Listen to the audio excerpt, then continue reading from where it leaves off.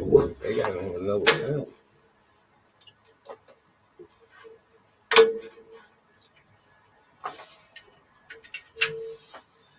There we go. Yo, yo, yo, yo, we in the building, we in the building, we in the building. 640 Live Podcast. After the week, I'm back up in this motherfucker, man. I'm feeling good, feeling great. Thank you, God. Blessed to see another day. Blessed to see another week. 640 Live Podcast. The host of the city, Bam 640, along with the man, the VA Don himself. You know what I'm saying, my man? Oh, what's good? What's good? Yeah, man. So, what you been doing on your week? We took a week off last week, and we're gonna tell you why in a minute. Hey, what's good? Good people, man. Good to be back, man. Missed y'all last week for sure. Yeah, man. You know what I mean? But we back, and we got some interesting convo. Oh, man, we got it all, man. We got it all. And first of all, I want to say what Dan called me back, but anyway, I want to say thank y'all for all the people that stood by me. You know, I took my shit like a man. I took my shit. You know what I'm saying? Like how I asked. Hold on. Hello. All right. We got one. All right. Oh, the mics are unmuted. You should unmute the mics. They are. They are. Hold on, let me see something. Oh yeah. Okay. There we go. There we go. There we go. There we go. There we go. There we go. Okay. Yeah, the mic was unmuted. I don't know what he couldn't hear. But like I said, hey, like I said, man, I want to thank everybody that stood by me, man. Everybody that for the calls, checking on Bam 640. Say, oh no, I need to see Bam 640 in the club. I appreciate that. You know, I mean, it was one of those things where, you know, you make a mistake and the whole world make a deal out of it, man.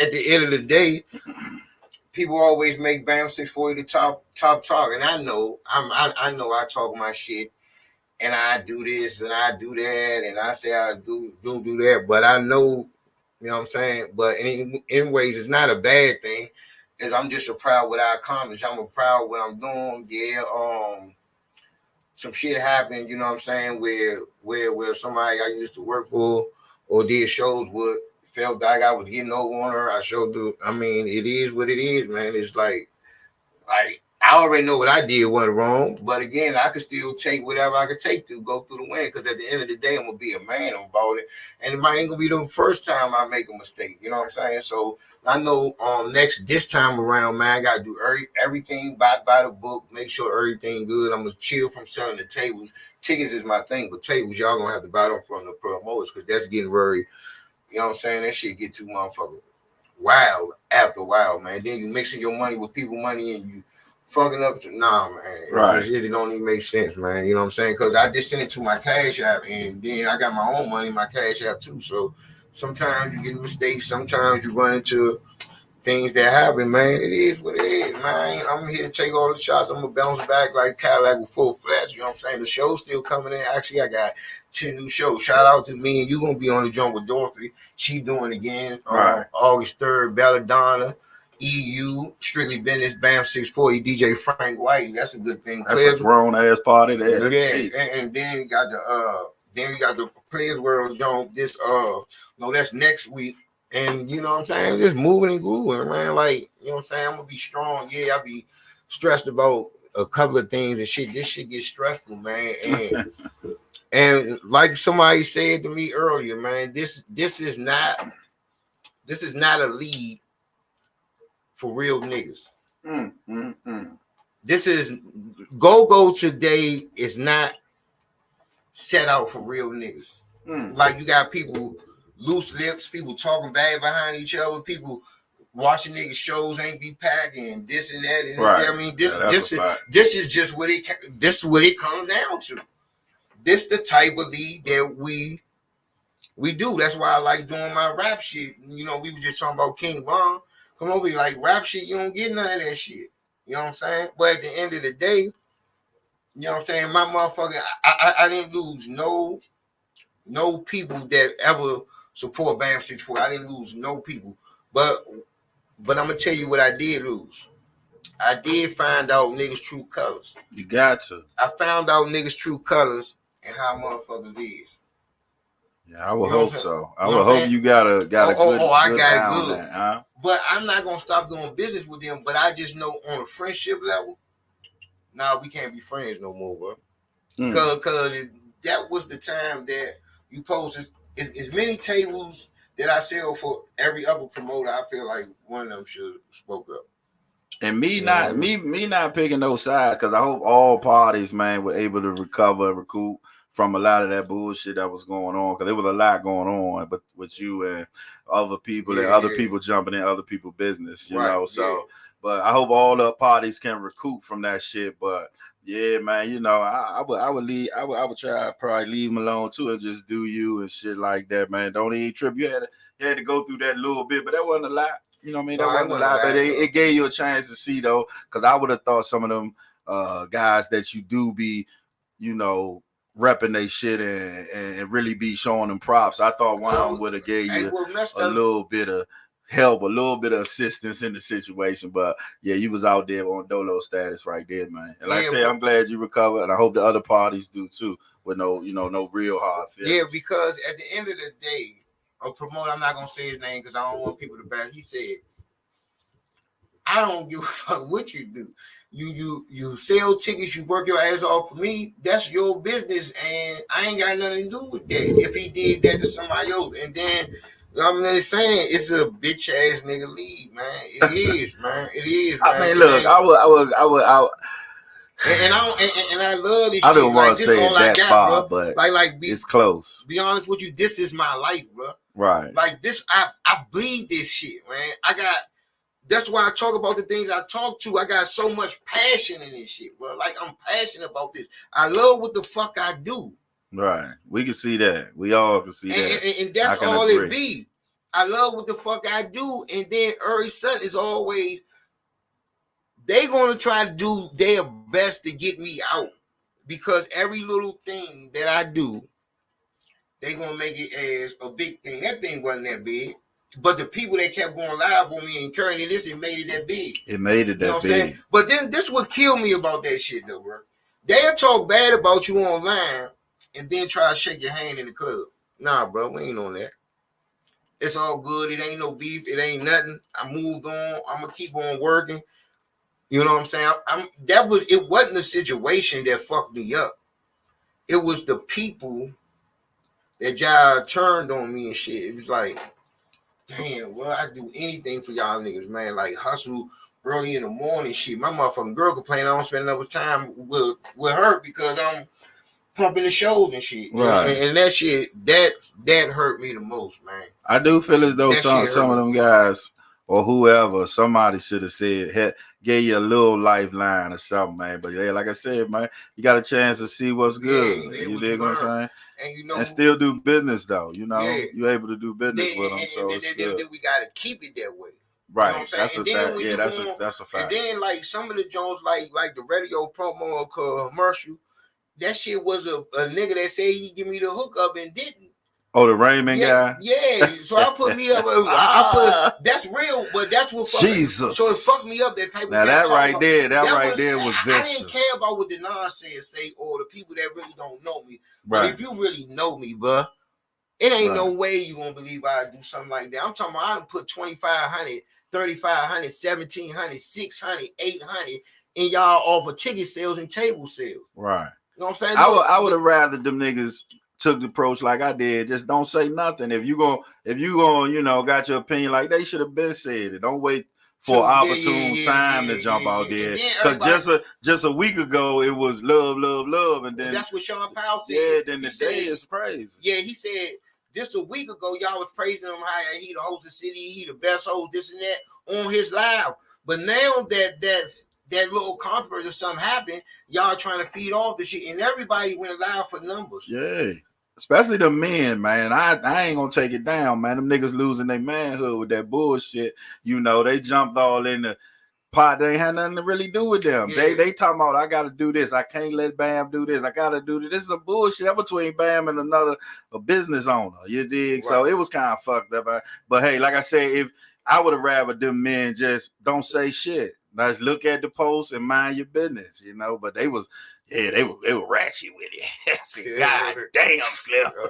Well, that shit got fucked up. Though, but this, like, man, you live and you learn, man. You know who the fuck with it and who not. And before one of the Society 66, what I'm in wearing today, let you know I'm still with my man. For y'all tell Burry this is not about Burry's situation, because with Burry Jones, he didn't go live till I went live one. So he wasn't gonna say nothing. But when I said he was unloyal, that's when he got mad. I looked in his eyes, he was real upset. So we talked in this and that, you know what I'm saying? But the other people that was like Ruck, my motherfucking man, bro, why would you go live about it and it had nothing to do with you? It's a good question, man. And he was like, I was trying to get you some help. Nigga, I don't need no motherfucking help. See, the thing about it is when them dudes do that bullshit, then say, well, I ain't trying to hurt his brand. I ain't trying. What the fuck you doing, for a whole 30 minutes, you talking bullshit, and then at the end gonna try to soften a nigga with a honey bun. Man, get that bullshit out my face, man. That's how I would have carried. I would, but each his own. But yeah, them dudes who did a lot of shit, then at the end try to soften it up with the, I ain't trying to hurt his brand. Man, talk to that man face to face. Then call him if you really trying to do that. You want to get loud. If I would have, what he would say, because I called him on it, and what he would say, I went on live because I know you will listen to me. I get under your skin. If I talk to you, I ain't gonna be able to get to you. That was bull, because you can always talk to me. Zay ain't go live. He called me and talked to me about it. You called me. Everybody else called me. Dean called me. Winksy called me on his birthday. He supposed to be doing his birthday, but he ain't appreciate how people was treating me online. And that's a real nigga. That's why I fuck with happy belated birthday to Winksy. He know, cause I don't miss a Winksy birthday party, but he knew that I wasn't in the right mindset. That's why we didn't do the show last week, because I probably would have ended my host. That's what I told you. If I would have came last week, because I would have went the fuck over. I know that. But sometimes you gotta know what you're dealing with, bro. You gotta know what you're dealing with, and this is the new normal go-go, bro. You can't speak out. You can't say certain things. You can't do this. You can't tell people. And then to the Babylon shit, I was calling them, bro. I wasn't wrong, bro. I did so. I've been there for 15 months. So I've been doing the same routine for 15 months. Now on the 15th month is something wrong that I did wrong. Yeah, I'm going back in there. You know what I'm saying? But at the end of the day is constantly, bro. Like when my name say hosted by Bam 640, I don't treat this shit like these other niggas treat it. Just for clout and shit. This is my motherfucking life. When I write down my motherfucking raps and I put down albums and the niggas play with that shit and try to Jones just because it's me. But everybody else in the country and the land and they saying that shit, some hitting that shit. Yeah, that shit fucks with me because my own city ain't even with me. This how I know we can't get past the fucking line. This is why we can't get past the line. They will not support me just because of who I am. But an out-of-towner could come with the same style I got, the same music, and they'll root for him. This is what it's become to, bro. I already know I'm hated in my city, and 60% of it is my fault. Because I walk with that shit on my chest, and I poke my chest out every time I walk with confidence. Shout out to Rapper. He called me. He said, I ain't taking you off no show. Mm-hmm. Black Tie. Good nigga. I ain't taking you on no show. Zay, you need anything, I'm going to start doing my own show just for you can host them. Zay kept it 100. And I ain't even going to say what we talking about, but he was like, now I'm starting to see the fake shit and go, now I'm starting to see. A motherfucker will write a post, and this is why we can't get nowhere either. They'll write a post and say you cranking, and know damn well you weren't cranking just because they scared to tell you the real.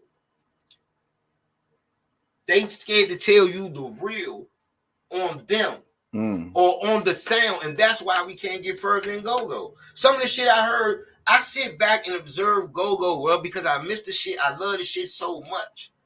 And I understand why back at JY with day back. I seen all the videos. I seen all the videos of the upcoming B level bands y'all say. And I'm gonna be honest with you, bro. Y'all need some work. Get in the lab. Get in the lab or something. Collectively. I seen that y'all like and motherfucker gonna come on there put the fire. What fire? Where? Before I can put the water out on that shit. Go ahead, man. No, I'm being honest, though, but I'm not saying I'm the best because I'm coming out with an album that people support. Nigga, I just did motherfucking 20K with my Mumble Season Jones. That's successful to me. The royalties won't come in off that. I'm saying we gotta just hold each other accountable. But this is what's so messed up, though. This is what's so messed up. I can accept how you don't like my music, but you can't accept how I don't like your music. Yeah, I mean, like you said one time on your post, though, you sensitive about your shit, right? Yeah. That's all artists, man. So you might call the motherfucker the wrong time. You might have called somebody the wrong time, man. So, okay. You can't just willy-nilly talk about nobody's shit, man. Because niggas put a lot of sweat in, man. A lot of rehearsal, a lot of studio. Now, so what don't crank to you might crank to him. And that's why right now, when they ask me, a lot of I mean, I don't say nothing, but I would have a good opinion. See, I come from an area where I could only use them because this is who I was around as a youngin' coming up. The reason I like Go is because Coop, Big Dre, rest in peace, Big Dre, 3500, my man Chili, Gang is in them, and they was horrible. But they kept going, and Coop used to be like practice tomorrow. Garvey said right here in this table, said Northeast used to bust their ass. But what he had to do was go back to the lab and keep working. Nothing wrong with working. My first album, Uptown Salute, is some shit. Cold shit. It's so bad that I got them to take it all that piff. And if y'all find that first album, don't waste your ears. I'm being honest. Right. That joint some shit. I wasn't good with my deliveries. The shit wasn't mixed and mastered right. I didn't take my time. I didn't do the deliveries. My ad-libs was off. That's the worst album in rap history. Uptown Salute, my first album. Now, when I came back with Different Mind, even Deep in the Words, it was better than that, but it wasn't there yet. When I dropped the first Different Mind album, that's when it was there. When I dropped Never Do a Feature with a Pussy Nigga, that's when I dropped that shit because I had KK. Shout out to KK, my nigga Uptown Slim, my man Guttermore from OVA, and I was on. Right. But again, I had to go to some motherfucking youngins that know about that music shit. I learned a lot of shit from the youngins, man. You better. I learned a lot of shit. If that's you why I stay in the wave. And that's why I stay so relevant now. I can rap about drill beats. This new album I got, I'm going in. I got drill beats and all that now. Yeah, they really made me mad because I was gonna release it on Saturday, but I'm thinking gonna release it my birthday because I got some shit to get off my chest. I got some new beats and I'm going in. I'm telling you that right now. That's the way to release it, man. Ain't nothing wrong with that but shit. Like I said, man, shout out my man, I got a show that I'm hosting, Will the Rapper and Pinky the Rapper. They two just got signed from DC. So that's gonna be that's gonna be at the Pavilion June 29th. I seen that. Yeah, June 15th, man. I'm gonna have my birthday joint.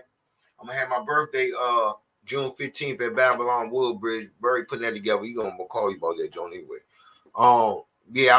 What Band already did. I got to have What Band and Strictly Business and that's a great party.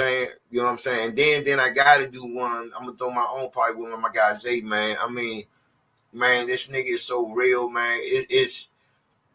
It's unbelievable how real this nigga is. Like, I ain't never met a nigga that real besides you. And like niggas, like I'm not talking about people I grew up with.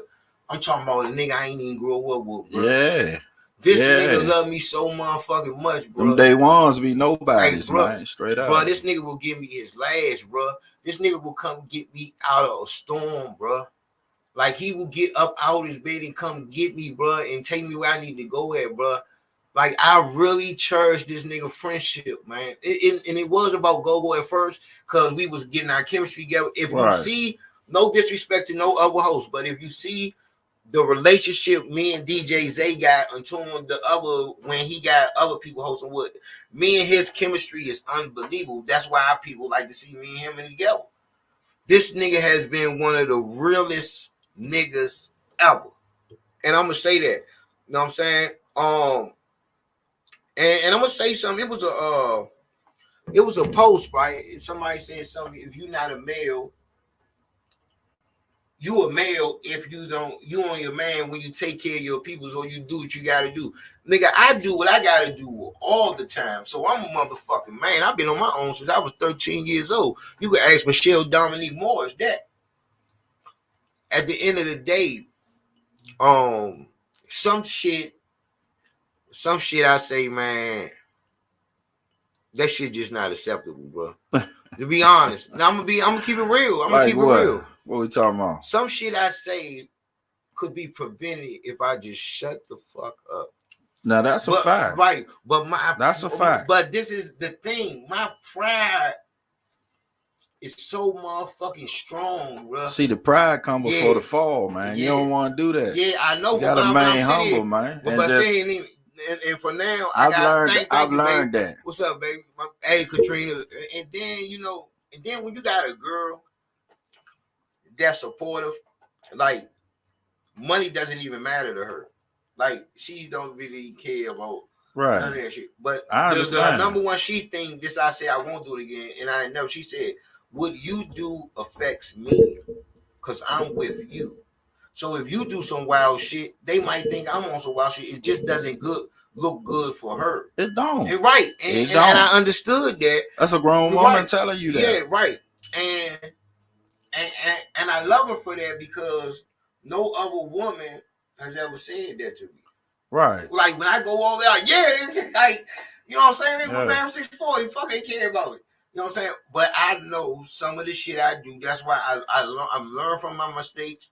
Other time, it's probably not gonna be another time. This is probably gonna be it because I keep myself in some shit every 5 years.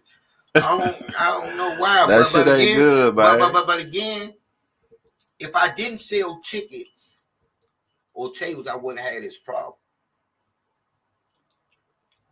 I think I wouldn't have this problem because this all would have boils down to tables and ticket sales. Mm-hmm. That's basically what we're talking about when you break everything down. I ain't never had an issue with it. That's all I know. But back to the point about sometimes we gonna talk about sometimes not saying nothing, man. I had anger problems, no bullshit. Hey, bro, I'd have been to classes, I'd have been to all that, and it's good to shut your mouth sometimes. Right, but it's good to shut your mouth sometimes. Then, you know what I mean? What you have to understand about go-go? It ain't 93. It ain't 98. It's not. It ain't 2011. It's not. It's not 88. When a nigga will embrace some nigga criticizing him. We have came to forget. And you know one thing about the host, what's wrong with the host? We don't even come together, bro. Like hosts talking about other hosts downing them and trying to get them off show, like that shit ain't even cool. I don't even respect that shit. That's why I respect Billy the Kid so much. Billy Kid called me today about my diabetes and everything, man. Like he was damn near crying on the phone, bro. Like saying, "Bam, I don't want to see you die, bro. Right. You living reckless out here, bro. You drinking, you doing this, yeah, like that nigga was damn near crying, bro." And he said, "I don't give a fuck about no go-go. Fuck that shit. Because when you die, ain't none of these niggas gonna even give your motherfucking girl $1." And I said, I don't know. I really don't understand how y'all hosts got a problem. That's 100 bands, so with no spots. So I understand a little gripe and a little roughness with the band, but hosts y'all ain't about 10 of y'all. Yeah, but I'm guessing shit. Like y'all should be working. Don't even worry about it. Look, I'm telling you, it's trying to snatch somebody's shit. This is why I separated myself from the other hosts. Promoters are trying to do without a host. If it ain't Capri, Bam 640, Billy the Kid, Diva the Voice, you got a couple of other people. Right. But some of them gonna survive without a host. and just a DJ, DJ Rigo, DJ Frisco, all the motherfuckers good on the motherfucker mic. But Zay doesn't want to talk because he loved the chemistry that me and him got. So whatever Zay get, I'm gonna basically get because it works good together. Who want to pay $300 for me and Zay? It's easy money. Mm-hmm. And I'm gonna always push the tickets, but them tables, man, it's a whole different thing, man. I don't want to fuck with the tables no more because it get confusing. You know what I'm saying?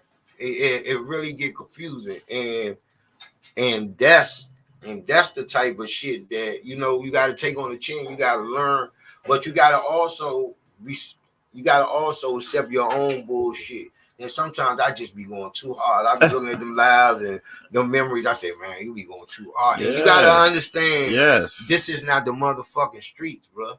This go-go shit is coming to be like corporate America, bro. But I was watching King Von documentary, and this what got me. This nigga was shooting up motherfuckers, and they was still booking them, and they knew that. Mm. That's why I keep saying, go. We gotta have a little tough skin, man. I mean, a little tough, man. You gotta have a little tough skin, man. And that's probably why I like rapping, because every time I do a rap show, you know what I'm saying? Like this show I'm doing with Will the Rapper and Pinky the Rapper. Right. That shit gonna go all. It's gonna be like 500 motherfuckers in it, if more. Mm-hmm. But you gotta see how them youngers crank it and people deal with it. Them niggas putting out diss tracks on each other and every motherfucking thing. You gotta have, and then if you put a diss joint out on a motherfucking band, you gonna be the worst nigga in the DMV. And that's how I see it. But now I finally see that shit. This go-go is not meant for real motherfuckers. I mean, I ain't gonna go that far because there's a lot of real niggas in it. Yeah, it's just rough. It's just rough on us. A few. Well, yeah, the few of us. It's rough. It's rough though. You know what I mean? But now there's some niggas in there, man. That's bothers, man. A few. You know what I mean? Not a lot, but, try to balance it out. But I talk to promoters. The same promoters say they ain't pocket watching. They be like, "You see what you come show, man? That joint like a motherfucker." But when it happened to you, you mad and you know what I'm saying? Got your sister current everybody like this. It happens, bro. It happens. This shit too generate. And I was listening to Montu in them, right? Mm-hmm. And this is what they said about Go-Go. And I will agree with Capri on this. We have got so used to live music, the studio shit doesn't even make sense. Because if you put out a studio album, which I do all the time, I go to the studio making written music like it ain't nothing. But again, the people, the fans of Go-Go are stuck. They are stuck in a live mind state when they used to seeing Backyard play them same songs and they love them, or Junkyard playing their same hits, or everybody playing their same hits.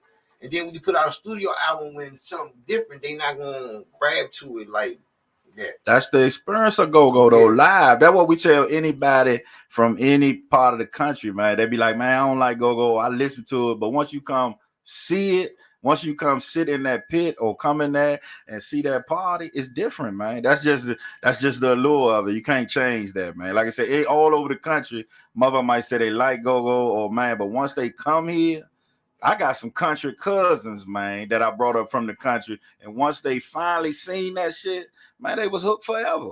You dig? So that live experience is just it's unmatched, man. It's a party going on. It's like, a situation. It's like, you know, and I mean, studio albums be good for us to get across to the masses of the world. So I ain't saying I'm not knocking the studio. We need those to get to Japan, get to the cross the pond and to different states. But that live, you can't match. Man, you can't match a live junk show, a live back show, RE at the Aqua. You just can't match it. It's no other party like that. That shit real. Man, TCB too. And I say that because I'm the only host that got on gets on with the band, that every band, because I got those two avenues. And that's what I wanted to attack. I never even wanted to be a host. Nick did that shit. Shout out to Nick and shout out to Robert. Robert gave him the GO to put me up there to host. Nick gave you a props. We was on the phone not too long ago, man. Nick from the firm. He gave you a props, man. He called me. He said, man, Bam is the motherfucking man. You know, you get in your own way, only thing. Bam, but other than that, Bam can stop Bam. Other than that, man, the man gave you big shout out to Nick in the firm because he gave me my first, even it was shows that he didn't want me to host, but he still pay me a hosting fee. I'm like, shit, I ain't get mad at that. But at the end of the day, you know what I'm saying? I know I'm gonna get back. People still been calling. They ain't been calling like water like falling, but you know what I'm saying? My man Hefe called me with the Will and the Pinky Rapper show on June 29th, June 15th. Ty just got me on Steve Roy birthday, June 8th with Pretty Nikki. Oh yeah, that's a situation. Pretty Nikki Rapper and 32 at Diamond Lounge. I got Northeast Groovers on the 18th of May. And then I got Fort Lauderdale still. So we still move grooving. July 13th, I got that. August 3rd with you. Just got one in September. So man, we still ain't nothing changed. But again, ain't nothing stopping nobody, man. Yeah, you gotta get out your own way. It ain't gonna stop nobody because anyway. And I want to be as humble as I could be when I say this. I just think I make sense to be on a motherfucking show. Now, if you already one of the promoters like Huff and them that already do that shit, right? Right. That already sell their own shit out like Dwayne Nothing. He don't need no right. BAM 640 on it. But if you promoter can't promote like that and get me to put it out there more, this and that, then I'm your guy.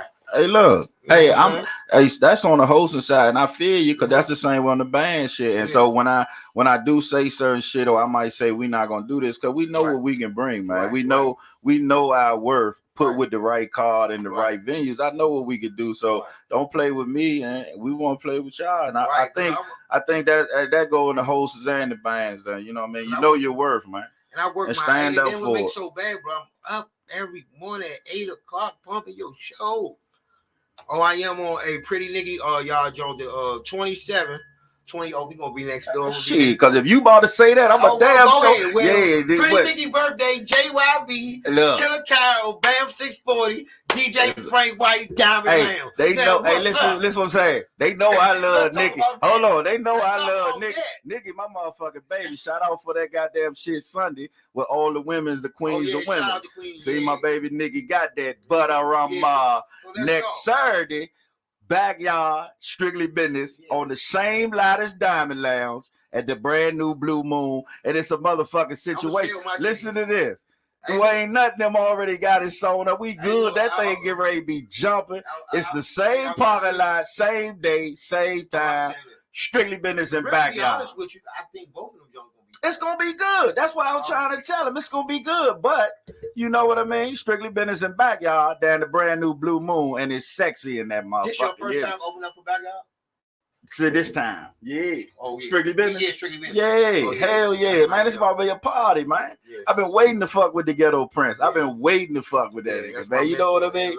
It's a sweet thing. You know, sweet thing. That's my boo. About this, bro, like Blue Moon Saturday, Slim. It's a situation. I'm telling you, I'm June. Y'all 8th. get that at Blue Listen, Moon. June 8th.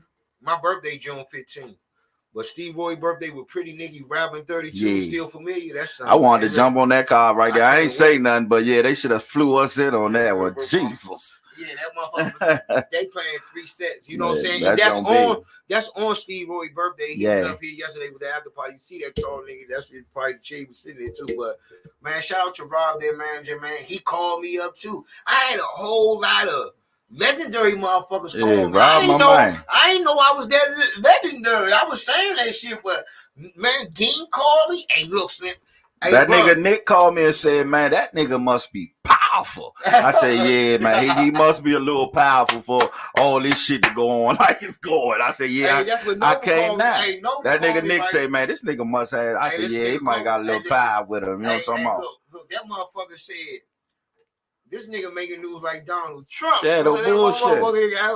But man, you don't want to do that because you want to keep on doing the shows. It's always good to do good business. But I got a lot of cleaning up to do. You know what I'm saying? I got a lot of canceling to do. And once you realize you got a problem, I have a problem. I have a problem that I have to throw my success in other people's face that doubt me. But when you do that, you put yourself in a situation so they can't wait to something. You in harm's way. And they gonna bust your ass. Yeah, and as they should. As they should. Now, I ain't saying you can't pat yourself on the back, but don't pat yourself in all in them niggas. Yeah, and you if you throwing it around like that and you take a stumble as you should, they're gonna jump on your ass every time. You know what I mean? Huh? My man Robert got me like that. Robert got me like that. Hey, Robert. Robert the goat, man. Right. Robert the goat, that nigga be you know rocking, what? Man. He could talk and he could walk it. And but one thing I said, he said, B, I know how good you are. I know how good you are, man. I sit you right now all the time and talk to you. I know where your mind. I know you love this go-go shit, man. But B, you might gotta ease up a little bit on the go-go shit because not ease up on the show, but far as you're doing too much promotion. Mm-hmm. But I'm known as a ticket master. Like, I mean, it's that's like, what you do. Right, do. And that extra money, believe it or not, it helps my family, it helps my bills, something that I ain't got to worry about. Like, I took a change with that shit. I might be going back to work, but I took a change. This should be like, this is all I want to do, bro. It's now or never, bro. Like, this is what I want to do. No bullshit, man. And I don't, some niggas say, go ain't my life. Nigga, this is my motherfucking life, man. I love this shit, man. I love the people in it, man. I'm doing this shit for my man, Lil Man, nigga Beans, mature clientele, nigga, Lil Benny, watch me as a youngin' going to black, like all these motherfuckers that molded me, every nigga from Strictly Business, the Backyard, the Junkyard, the Subtle, to RE, the Trouble Phone. I've been on all their stages. Mental Attraction, TCB, TOB, Noon Pressure. I've been on every go-go stage. And I ain't talking about hosting. I've been with your band, every band you was with, I was on the stage with. Mm-hmm. So that's I don't care what you are. Listen, I don't care what you are. If a nigga pass you the mic on his stage, that's respect. Yeah. That's respect. I'd have been on that joint with Subtle when Chi Ali was the lead mic, when Steve Roy was the lead mic, and when Kendall was the lead mic. Every lead mic is Subtle I have been on the mic for, and that's accomplished to me. Oh yeah, I'm making it right, cuz I know, and I know I hurt my peoples like that, like people that got love for me genuine, like my cousin Pretty Nikki, like that's my cousin. So right. She like, damn fam, you know, you got like, damn. I could see in her face when she saw it live. It was rough. She probably like, damn. It was rough. The host of the city, that motherfucker, and it was rough. You know, like, reason I'm happy for them, the Queens of Go-Go, I'm happy for them because, not to put on myself, but when I got my Lifetime Achievement Award in 2018, it was the best accomplishment ever. Mm-hmm. And for those ladies to get what they deserve, still in the game, still getting recognized, still getting their flowers, man, it was a beautiful thing, man. Pam Ward, you know Pam Ward, my motherfucking favorite singer. Pam Ward, Curse, Pretty Nikki, Benta. Yeah. No, I mean, I'm talking about, it was nice, man. And you know, Michelle Blackwell got one. She wasn't been able to make it, but she was on the video and all that stuff. So, but man, some of shit that shit be love, man. It be loving. You glad to see those people get those props, man. That's why it was when we did our Lifetime Achievement, it was me and Moscato, who's been with Pleasure, Precise, and every girl band you can name, SOS. It was Ernest L. and it was Kirky, and people said Ernest L. wasn't deserving of that. Man, he got a group that he made. They got everybody, not just in this city, everybody in different cities. That's some legendary shit. They go when we pull some legendary shit. I know we get messy in that joint all the time, and I'll run through there all the time. I don't even post in that joint no more because because I'm not a cloud chaser. Yeah, that joint dangerous. Yeah, but they eat you up in that joint. That's strong. But before that go-go combo was even worse than that. You had to put your pants up on that joint, boy. They was checking you on that joint. And I'm built for that type of shit. I'm built for this, man. Just let me, man. It's been good, you know. God did that. Now I've been spending more time with my granddaughter. Nigga, I done wrote about motherfucker 20 songs, but I'm back on stage for 20 with the what band? This motherfucker Sir, the Cafe 611, man. Burn it on up. I'm right back. You know what I'm saying? There you go. You know what I'm saying? But then you gotta learn from that mistake. That's right. It, man. Make sure you do capitalize on it, man. You know what I mean? Because you don't want that shit to happen. You say it be happening all the time. You want to stop that shit. She said it was very hard to watch because you are a very important piece to the go-go puzzle. I thank you, man. Hey. You know what I'm saying? And then was so bad about that shit. That was just a bad week for me, period. Cause then Jigga Man daughter got killed, and then my good friend of mine, Helena, daughter was missing. They found her dead. Her boyfriend shot her, and it was like, man, Jigga Man and her friend, Jigga Man daughter, her friend got killed. Then Helena's daughter got killed. On top of this bullshit, bro, I ain't gonna lie to you, bro. I was ready to die, bro. Like no bullshit, bro. I was like, man, is this what this shit come up to? I know a lot of niggas ain't making it to 46. Bro, I feel like, man, I wanted to take my joint and blow my brains out, bro. Could Google them up, bro, because it's just so much. I ain't gonna don't let that rhetoric get it like that. Not figurally or neither. Yeah. But I mean, I was literally or neither one. I was you so know what I mean? fucked up because first of all, I was wondering why everybody's so pressed to tear me down when I'm for go-go, my Say the Youth program, my motherfucking Christmas don't did good this year again, blah, blah, blah. You know what I'm saying? And the whole thing is like, man, it's like, man, I gotta find my peace. You know what I'm saying?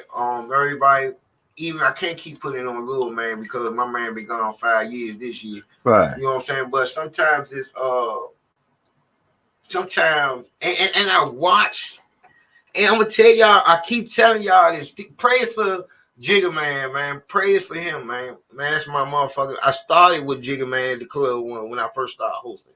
So I'm gonna be advertised to Jigga Man, you know what I'm saying? It's this and that, man, you know what I'm saying? But at the end of the day, look, man, I was watching some shit, and I'm gonna tell you the King Von story really woke me up and changed. Hey, listen, cause look,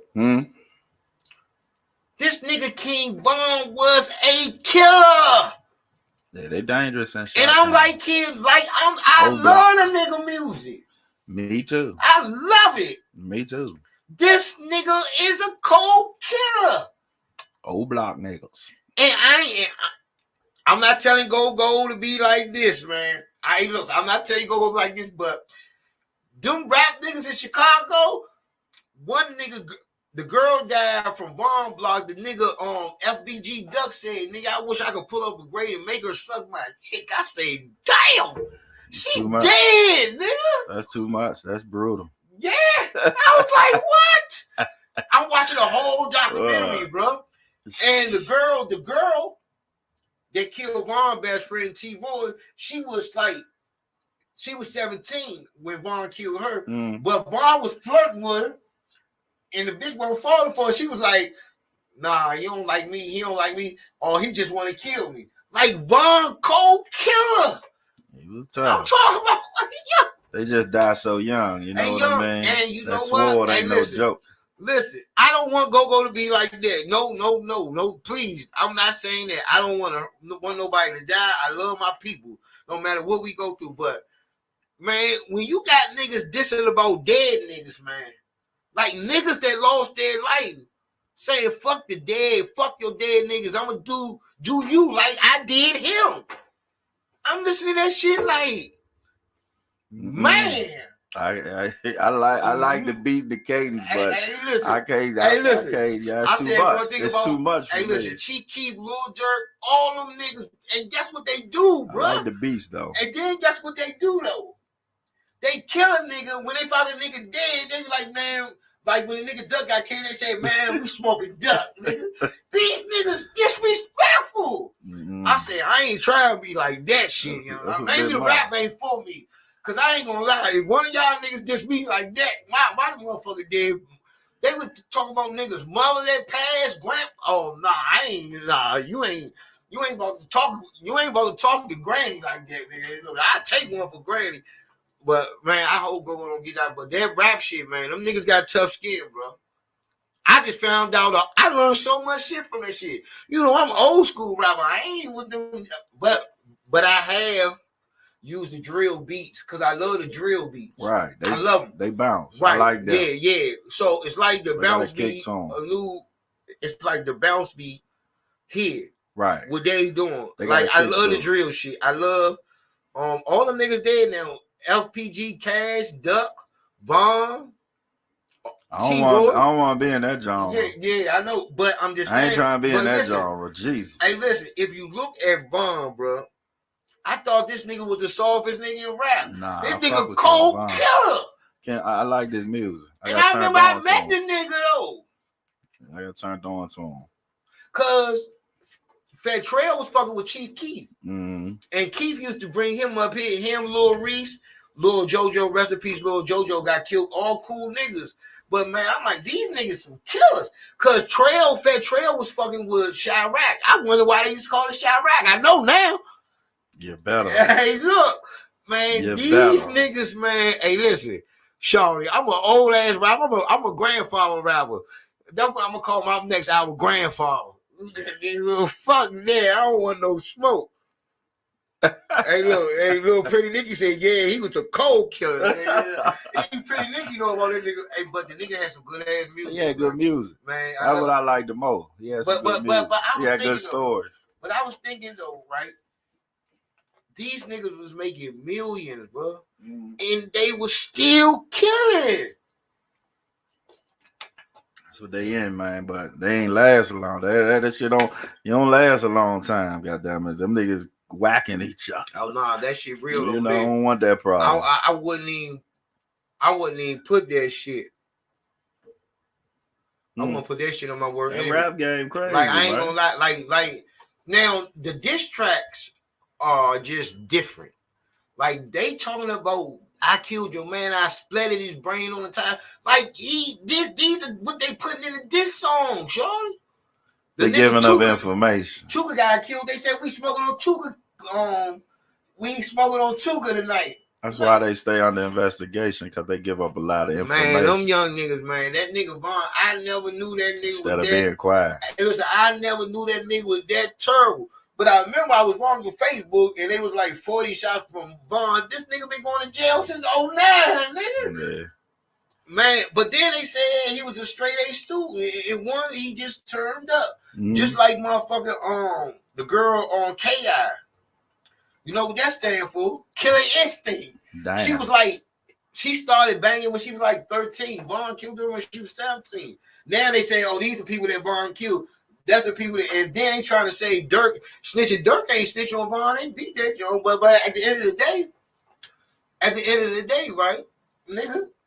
See the thing. Let me go lock him up. Let me say that. Let me say a little bit about that thing though. In that Chi-Town rap and all that, it seemed like that culture is spread across, and a lot of people copycatting them. And a lot of the dudes, little young rappers now, that's why they getting fucked up out this way too, because you know they mimicking that Chi-Town, that Chirac bang, that drill, that kill. Yeah. You dig what I'm saying? Whenever you find the next artist, the generation of artists that talk about something other than the drill, they're gonna make it bigger than those guys because they got a message. You know what I mean? Pop, we need somebody to talk a little bit different right now. You know what I mean? Because all the young niggas talking about killing, switches, and I don't know, because the names, I don't even know what the fuck the names is now, what they be talking about. But yeah, all that type shit. You know what I mean? But one of the young dudes need to come and, you know, bridge the gap with the culture and tell us something that's really going on. About Chief Keef. So any artists in the DMV, if y'all rapping about that, tap in with me, man, so I can really get the tuning into your music. And that's why I used to like when the youngest called me OG, because I still, you know, I pop at a young Johnny rap and everything. And I remember when I was Jamaica, Queens, New York, I was doing that shit. And they said, and this would give me, they say, they not listening to this, they not pumping this shit in your city. Mm-hmm. I said, nah, same reason why they ain't pumping that in your city. It's that's how it go. Yeah, it's just how it is, but y'all gotta keep hustling. But I do it for fun now. I mean, I got music on iTunes. That shit just now. I'm just really doing that shit to leave a legacy right now. I ain't really see the disadvantage. The disadvantage we got in go-go. You know, the advantage for the live music, like I was explaining earlier, with people coming to it. But the disadvantage, like you say, with the rap culture, you got a whole country. You know, with that right here, we just here with it. You dig what I'm saying? We don't really got a lot of places to spread it out. And like you say, if it go. Your music might bump in Georgia or it might bump in Texas. Us go-go niggas, we ain't doing that right now. We got to bump in Virginia or we got to be bumping uptown Northwest or bumping over here in Waldorf somewhere. You But I'm dig tell what you I'm what we saying? gotta We do, all right here. Go got to put a spread to this shit. Hey, listen, I'm gonna tell you what we got to do. This is what we gotta do. The niggas that's in position. That's why I'm working so hard to put myself in position. That's why I got no part of the way. The niggas that's in position from DC gotta embrace DC. Like we dog Wale, where I did. That's my motherfucking man. We dog Wale so much that he don't even want to come really back and fuck with the whole city. That's why he might just snatch Lil Chris. He might get Ging. People that want like Raheem DeVaughn, these national artists supposed to be putting that shit on, bro. They supposed to be putting that shit on, bro. They definitely do. Anybody we got, even if we got people in the NBA on this shit, they gotta push that shit on, yo. I mean, I don't know the Wale story like that, but I thought I seen him put some go-go in the mix though. I don't know what happened to the opportunity when it did hit. They talk back, oh, he ain't from DC, he from Moco, and I don't give a fuck where he from. That's one of my good friends. And he look out, bro. And he look out. And I know, I'm saying I got some, I'm not gonna tell y'all what it is for y'all get to drop, but this summer me and Wale gonna be doing some work because he dropping a new project and he like my rap style. So all that shit gonna come together, man. It's like, but we can't let CeeLo Green came. We got mad because he wanted to tap in our music, but we trying to do something different here.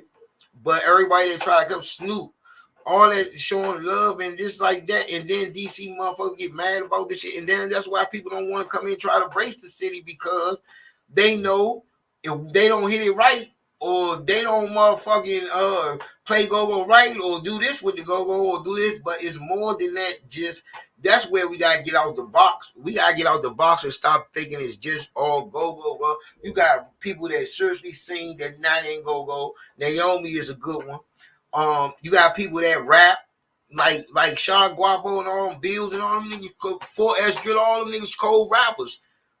But we want to embrace them because they don't do go-go. And that's where we bump heads at, and that's where we gotta get away from. Well, we gotta work together. I ain't saying kumbaya with everybody, but let's just bring the city up, man. That's all. And I tell Ging this all the time, bro. You could put us in position. Genghis definitely can do it. He could put us in position, bro. I mean, like I said, like with us, in position. We working with like the joint we got Saturday. Black Cobain got a shout out Black Cobain. He got a he used to be with Board Administration. A joint for the summer that he ain't released yet. So he gonna hit it with us Saturday night with the Go-Go remix Black and take it from there. So the artists and the bands gotta probably start really collectively talking to each other, collectively getting to the studio. You know what I mean? We got a joint with him. We got another joint with another artist that we gonna be releasing. It's original music because it's their music with the Go-Go swing, and maybe we can bump that way. You know that's why I keep saying if we bridge the gap and stop. More youngers need to perform at halftime. It's good. Like just give them a listening ear. You ain't gotta bump it. You ain't got but at least just listen to them. Give everybody a chance because everybody had a motherfucking chance. Hey, one thing out VA, man, I'm gonna say this for sure. We gonna keep the artists in rotation. You know what I mean? And I ain't saying you gotta be from VA, but we gonna keep the shows where the artists gonna be there. Yeah, you know I'm gonna do that. I'm gonna do that for sure. I'm gonna make sure Alexandria City on down, up. But far as the DMV though, anybody, I mean anybody that got something going on that really trying to get their stuff out there, which we trying to collab, man, hit me up. I be having shows where I'm gonna do something with an artist every time. Local artists every time, because I want us to be the ones to help y'all blow up too. So like if Cobain's song go with the Go-Go remix, that's love for us. You know what I mean? We right there where we supposed to be. Or if our next joint, Ty and them Money Boys joint go, then that's something for us. You dig what I'm saying? So all the artists, man, tap in. I got spots for us, man. And I think the mix with the Go-Go, not just for rap. You know, rap and Go-Go collectively. It's like, man, sometimes, man, you gotta just cherish the moment, man. Like you gotta cherish the moment. Speaking of cherish the moment, man, my man D is in the motherfucking building. Man, obsession. Hey, look, I started to see I'm gonna lie. You gonna say who work hustle like me? I started to say me. All these motherfucking tickets I got. Man, Bobby here, y'all. Obsession bang. Yeah, that's my motherfucking man. Yes, sir. What's happening with it? Man, everything good, bro. How you feeling? I'm good, man. I feel good, man. Up, man. Blessed. I think it. I just want to say shout out to y'all, man. I've been following y'all, man, and I just like the way y'all coming up, the way y'all moving, and the way y'all got shit going. And y'all got a hell of a summer coming, man, for real. Yes, sir. Yeah, yes, no sir. bullshit, man. We appreciate that. You dig what I'm saying? Them is goals for us. Right. You Who dig? you play for? Strictly business. Oh, okay. Yeah, that's straight up. Them goals for us right there. I can't see him in the camera. I'm trying to get him in the camera. I don't know how they got that. What the fuck is that? The door right there? That's the door you want me to move right here? Yeah. Let's see. Yeah, go ahead, D. They can see you now. Yeah. All right, y'all, D. First of all, shout out D for coming on. I did this one day. I used to have like 5-6 motherfuckers in here, and I started to think. I said, you know what?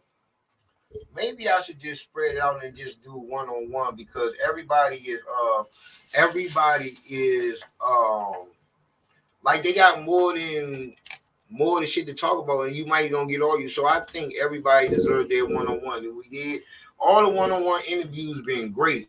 BJ, Rapper, Trey, all the ones, and you know I had to bring D in. I want to get every lead mic in on that. I don't like to say that no more.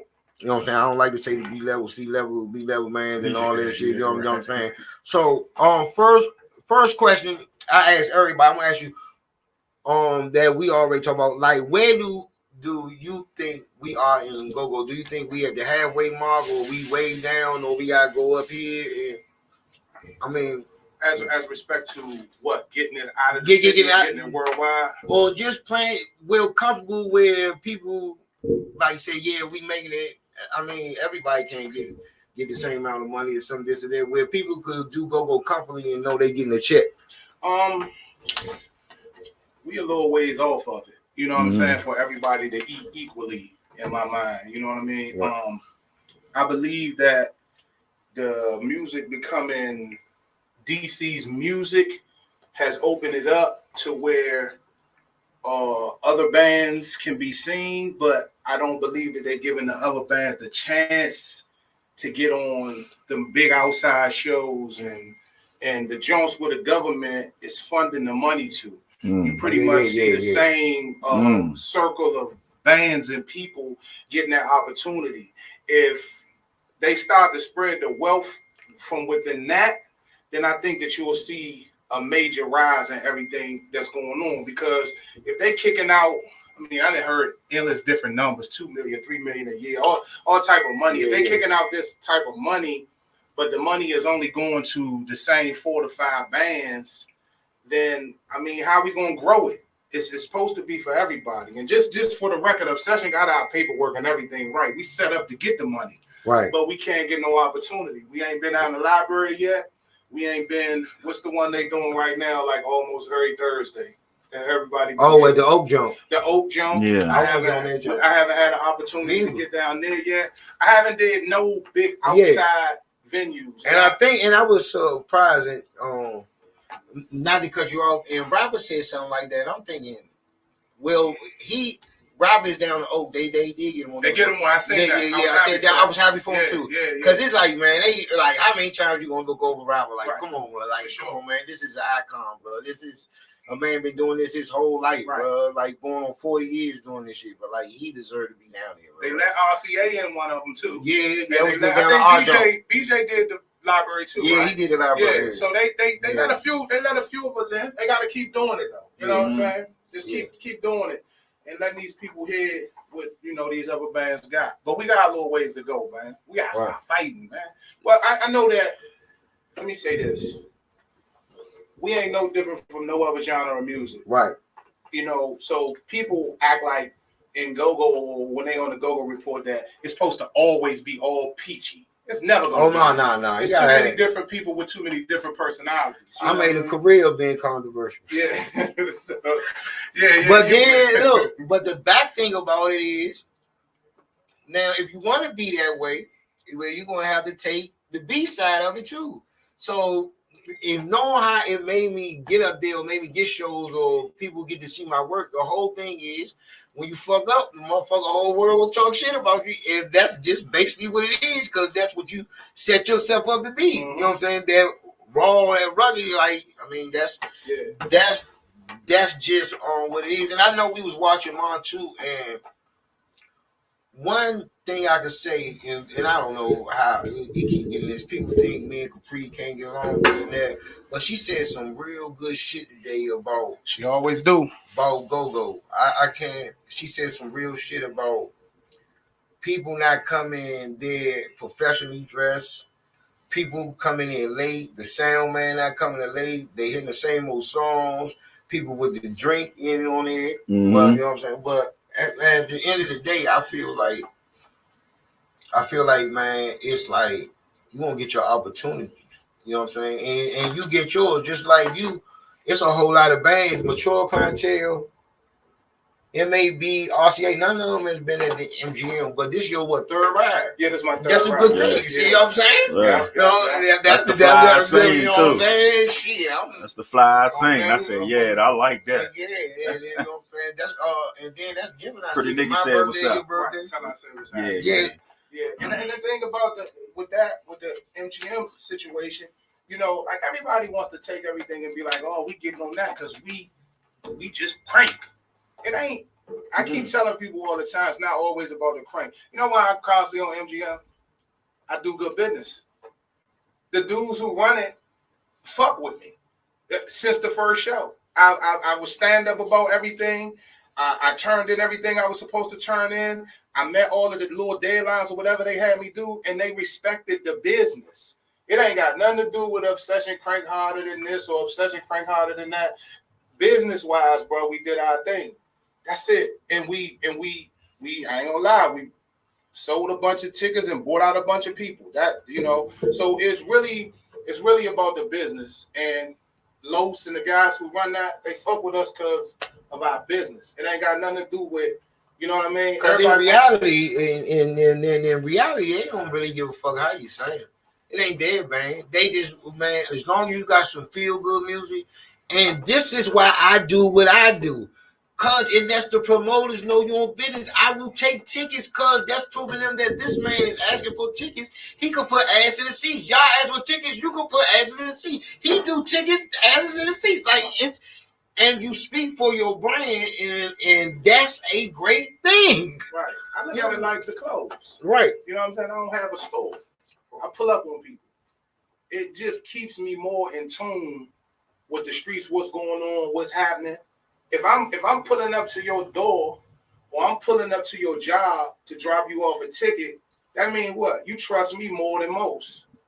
You understand what I'm saying? People not gonna let you into their personal space that they don't trust. And trust leads to someone being a fan of you. You know what I mean? Like, I just kicked it with D out in front of my house for 5 minutes. We just chopped it up real good. It was a great conversation. What that's gonna make them do? Now they're gonna come to Shock Bar because they feel comfortable with me. You understand what I'm saying? So it's about setting up a comfort zone with the people that you want to come possibly see you. So the tickets allow me to get a time to rap a taste. You know, man, what's up with you? Blah blah blah. I might not know you, but from Facebook. Now we done shook hands. We done, you know, talk. You know what I mean? If you're a young lady, you done smoked my cologne now. And I done smelt your perfume. You understand what I'm saying? Right, so that relation that you build by being able to go out and touch the people is one of the reasons why I don't mind taking a few tickets and doing what I gotta do. And I didn't understand him at first. And he has told me many a time, man, I'm going to get you at the MGM. But this is the thing about the MGM. It's not a hood joint. And I respect Carlos and I respect Clip. I had conference call with him, like really. But again, it gotta be the right situation because if he used me for example, he said, well, if you hosting Backyard Junkyard, what man? I'm not gonna put you in the MGM with Obsession Scooby or Junkyard. We gonna have Asia do that because it's a more sexy man. It ain't really a crank part because it's just really like a grown sexy on Father's Day party. Ain't nobody trying to blow the roof off the motherfucker. Right. People put on their clothes, dress clothes, and have a nice time. So I understand it, and that's how I had to understand about the business. I'm talking about the business. I watched Montu today on live, and I just see how this man Curry said like every motherfucking show, bro. He's every week, every day. He's at the show pushing his brand. Barry started doing a lot of pop-ups, and I get that. And those are the things you get it. Just like Top 5. Top 5 is probably the most banging book, but they just do. And when I hosted my Charles K. Fager and I heard him, I'm like, now I get it. Everything ain't meant for your band, and Junkyard can do both. I think Backyard can do both, but again, if Backyard was on that show, so take Junkyard, put Obsession, Kim and Scooby in Junkyard. I mean, in Backyard instead of Junkyard. Mm-hmm. If G hit his grown and sexy shit because he got it, you might have Backyard fans say, "What the fuck was that?" Right. We ain't come for that. We ain't fit $60 for that. Right. Nigga, we wanted some Unabomber type, you know, man. Right. And I get it. I get it. Man, listen, Backyard got some of the best musicians Go-Go got to offer. I'm telling you. You call them a crank band or whatever you want to call them, but them motherfucking keyboard players and lead and bass they got over there is some bad motherfuckers can compete with any grown and sexy music section. Period. So with that being said, like Junkyard and Backyard create nostalgia. And what I mean is they make you like when Junk come down there and they do them shows, they gonna make sure they give you the sardines. They gonna make sure they give you, the joints that take you back and you be like, dang, you thinking about Video Jukebox while they on stage because they hit Take Me On Out to See, yeah, that's what I'm saying. You know what I mean? They create nostalgia. So if you could take, I don't care how old the people is, how grown and sexy the party is. If you could take people back to a time where they didn't have as many problems, motherfuckers wasn't paying no bills really. Then a lot of people was living with their mama still. You ain't really had that stress on you. So when I hear Take Me On Now, I was living with my aunt. We ain't have a lot of shit on us, and it creates this feeling of damn. I feel like I'm back in the day and everything breezy again. Right. So when you like Backyard or Junkyard, you got the ability to take people back, man, with that nostalgia and bring that up. Then you can play anyway, right? In my mind, Right. So so how do you like? I don't think nobody loses more members than you and BJ. Mm-hmm. And I seen he recover it real good. But I think when you lose members, you can let the crank more because you have so many people on the front line and everybody can they do. But I think you bounce back quick without people knowing. You like, I was like, damn, he ain't even really taking no time off and nothing. We made that shit work. Yeah. And Tony back there, motherfucking monster. Oh my God. Like Buggy Son. What the fuck? You can't go wrong with that. Can't go wrong with that, bro. And he a good kid. Like his old person. Like me and Tony hang out like all the time. We go chop it up, break bread. We hang out all the time. I think now don't get it twisted for 1 second. That Monty thing still hurts in my gut. Damn. You understand what I'm saying? I can't even say she can't be replaced. Right. You understand what I'm saying? Like it ain't. You had never seen a Monty. Everybody is, Miss and Miss this and Miss that. Their names as far as what they are in Go-Go, and even the stature of them. Most of them are kind of like smaller ladies. You never seen Monty was like Wonder Woman. Yeah, she was tall. You know what I mean? Beautiful. No, they ain't seen that. And then she's spitting like she. And then she had a good voice for it. Exactly. So like you had never seen that. We can't replace that. Like everything else that I lost, I'm cool with it. I some places I even think I got better, but Monty, I can't sit here and bluff with you, man. Like the one, if I can have anybody back, give me Monty. Hey, I was like, I remember when I was on the mic with Child Buzz birthday, and I mean just her ad libs and back then, I was like, this motherfucker monster. Yeah. And it's not even, she has the rap and she has the rap voice, but she always got the crowd swag. Like she can get out there and get it. And Lauren is good with the singing. I've been Lauren music when she used to be at Union Orchard Bar doing her own shit. Man, like that's it. Like you rebound. I know you can't handle nobody, but I know that Brad can make it. And I know Brad, when I saw him up Urban Crowd, I talked to him, he said he just came off surgery and shit. He was eager to get back on that stage, man. But you rebound quick, like people don't do that.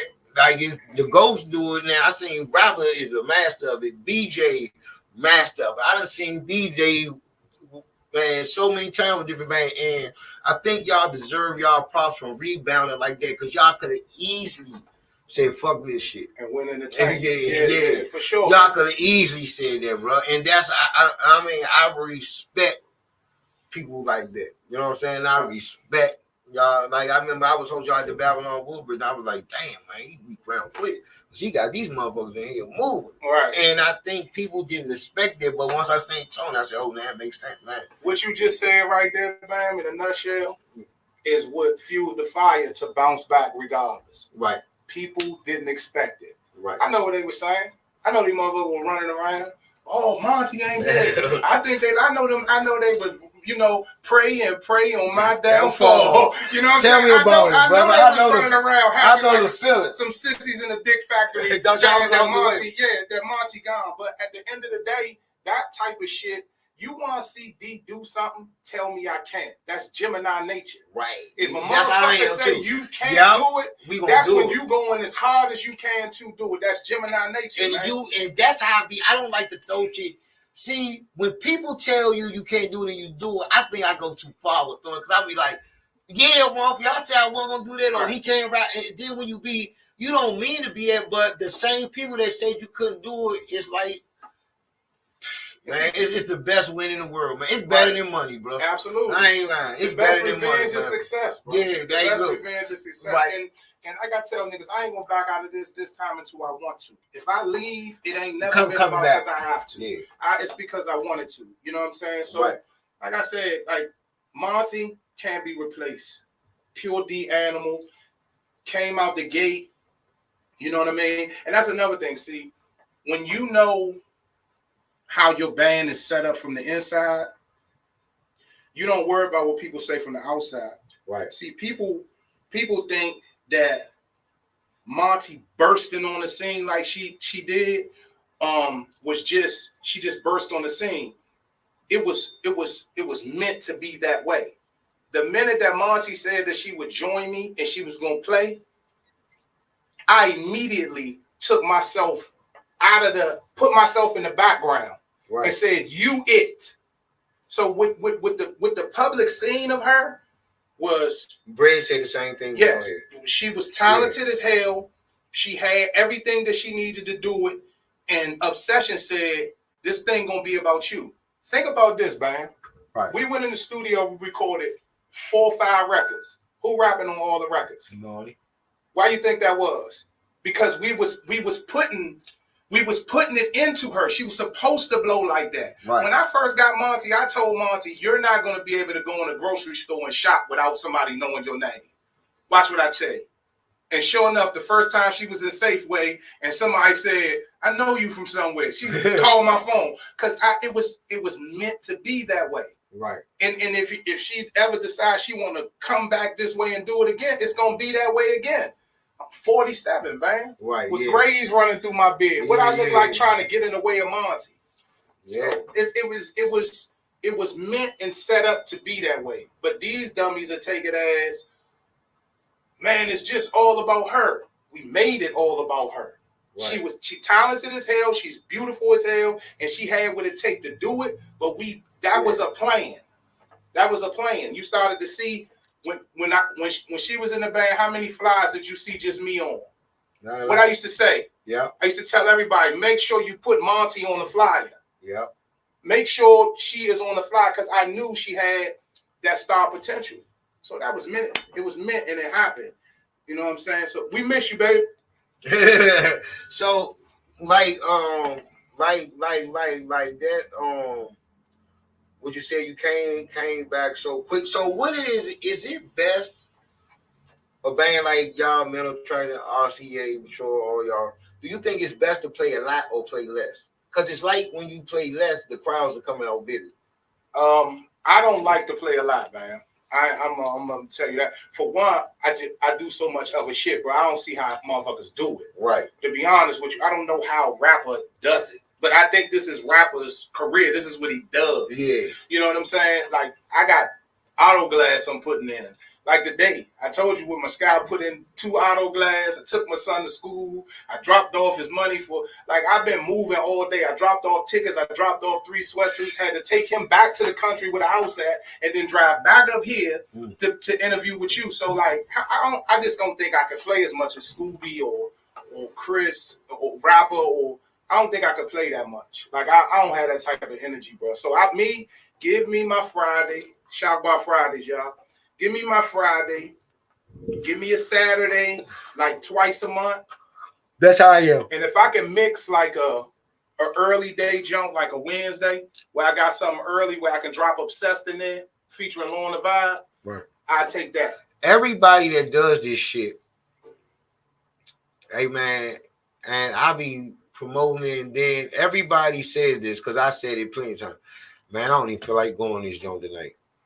But then when you go in there, you feed off the people, and they so motherfucking well to you. I like this is the only. If I were to choose a one job I can do, it will be this. I just love it because you're doing what you love, and you love what you're doing. And I think people don't understand how much energy go in this shit. Niggas be having surgeries, niggas getting old, niggas like me. I got diabetes, but we gotta move around and this and that. Like, it's very hard. And then the hardest thing is winning your peers over or doing this or doing that. But sometimes you just gotta do it differently. Right. Right. So now on to the Obsession of Now. How you feel about the band now? The Obsession now. We still in a little bit of a flux, but we got it headed in the right direction. The thing is this: we good enough to play Wounded. You understand what I'm saying? Right. We're not hitting on all cylinders right now, right? But we're good enough that our 8 is going to most of the time still look like a 10. So we got work to do. We got studio time set up. We go in the studio April the 20th to lay some shit down. Moved around some members. Of course, we had one time player. We lost a time player. I want to say Lil Mick is a part of Obsession now. Yeah, that's what's up. Yeah, play the times for Obsession now. So you know what I'm saying? We moving around a few things, but we all right, man. Trust me, we all right. I like where we going. And good graces of life, do I love give y'all all the props in the world because, man, I don't give a fuck. Yeah, I don't give a fuck what you say. It's hard. It's hard to keep some motherfuckers together. Right. It's hard. I'm talking about the people in the world. They got bills. They wonder why this and that. They might got their boyfriends. They get and that. Like, this shit is no joke, man. I mean, even as a host, I be like, God damn, double booking and this and that. And you know what I'm saying? I remember last summer we was out there with Devin the Dude in the sun all day. Then it rained. Then you gotta go back up here. Yeah. I don't think people really cherish the bands that put and the bands that's not the top bands are working more harder because they're working harder to get where they at, so they gotta have a little hustle. G ain't gotta work hard no more. He done did all this work. His shit coming in the email every day. Yes, sir. You know what I'm saying? Rapper ain't gotta worry about that. Rapper, I like, God damn, bro, when you get on the damn show. Right. You know what I'm saying? And then it's like, and then we find ourselves working hard, even with the hosts and the DJs, and me and Zay talk about that. We gotta keep relevant. We got to do something. That's why I always wanted to sell tickets and tables and help to promote out. Let you know you just not giving bands $640 or free $200 or free $250. We working for it. You're not just giving Obsession their number. This motherfucker is up early in the morning pumping the show. Right. And I think that need to be more appreciated in go-go. You know what I'm saying? I think that appreciated in go-go. Now, my next question is, Oh my God, it's about to get hot in here, y'all. I gotta ask them why you do not enter when they have these battles. Besides you being the champ, I'm gonna say that out of respect. Mm-hmm. You is the champ. You have not been defeated. So when these other tournaments come up, why don't D want to put Obsession in? I feel like, like I said again, the backstory is we wasn't even gonna do the first one. I heard Ging sing Ging Ever. sing Yeah, I heard about that. We talked about that. Absolutely. So yeah, we had of course I fuck with Capri and Mon too. They're doing it. When we had a record coming out. So we trying to do anything that we possibly can to get some attention towards the record, right? Right. And then we still was like, and then Everett down in the country, where he from, Calvin County, so I don't know why Ging down there in the grocery store, and he see Everett. They have a conversation, and Ging say, man, Capri and them, y'all should get in it. Right. So that was kind of like the push to say, okay, we do need some promotion for the album, and we do need, you know what I'm saying? And now, you know, the people who matter in Go-Go are saying, y'all should give it a go. So we decided to give it a go. Let me ask you this. What? The second one that they just done, right? Right. At first they had, that they had most of a lot of, they were saying that they had a lot of the people that did the first one that was gonna go. Right. When Obsession said, fuck it, why ain't nobody go? Where? Why everybody that came from the first one that they were saying that they had for this battle, it was a lot of people supposed to be in it. The one band was supposed to be in it. They were saying that's right. So D get on the jump and say, that shit ain't it. We ain't fucking with it. Now all of a sudden, don't nobody want to do it. What that tell you? I'm gonna tell you what it tell me. What it go ahead? They want my head. Well, they not worried about nobody else. They're worried about if I would have got in it, them bands would have got in it because they want D head on the platter. And at the end of the day, hey, listen, if you the champ, why wouldn't you? What makes people want your head? If I'm in a host battle, even though I don't like battle women, I will battle Capri because me and her like 1, 2, 2, 1. But here's the thing, I heard all this talk about it's for the culture. It's for the culture. It's for the culture. And I'm in my head saying that's bullshit. Because I'm a competitive motherfucker. You want to try to D, right? Yeah, I swear I would. At the end of the day, I'm like, these niggas bluffing like a motherfucker. How you gonna out-slick a can of oil, nigga? I'm on point with everything. You niggas don't want to get in this shit for no culture. You want D. Because if it was about the culture, you would have stayed in it when D said he wasn't fucking with it. Yeah. They all pulled out. Another thing they probably did, and you can answer this better than me. I'm not in the band. I'm just in Go-Go. I love shit. So do you think another reason pulled out because they feel the bands that was left wasn't competitive enough? It could have been that too. Okay. It could have been I thought it was that. But I just know that. But it was before I stood on that we wasn't fucking with it. It was a lot of people fucking with it. And after I stood on that we not fucking with it, because I don't. And then another thing is, man, how many times like. The first one that made us go through it, right? We done had back and forth with dudes, this, that, and the third, this being said, that being said. Right. If I don't know nothing else, I know this. Shit like that escalates. So why am I gonna keep putting myself in a position where somebody can say something out the way, and then some of my people want to say something out the way, and then something hit the fan and something stupid happened. You know what I'm saying? 2 years later, it was still people going to interviews and talking about the battle. It's over, bro. Hey, no. See, they wanted you because they feel like the criteria was different. See, but see, the only reason, and I told Brad and I told Sean is I can't say who won because I wasn't there. Right. But I could say when they came out.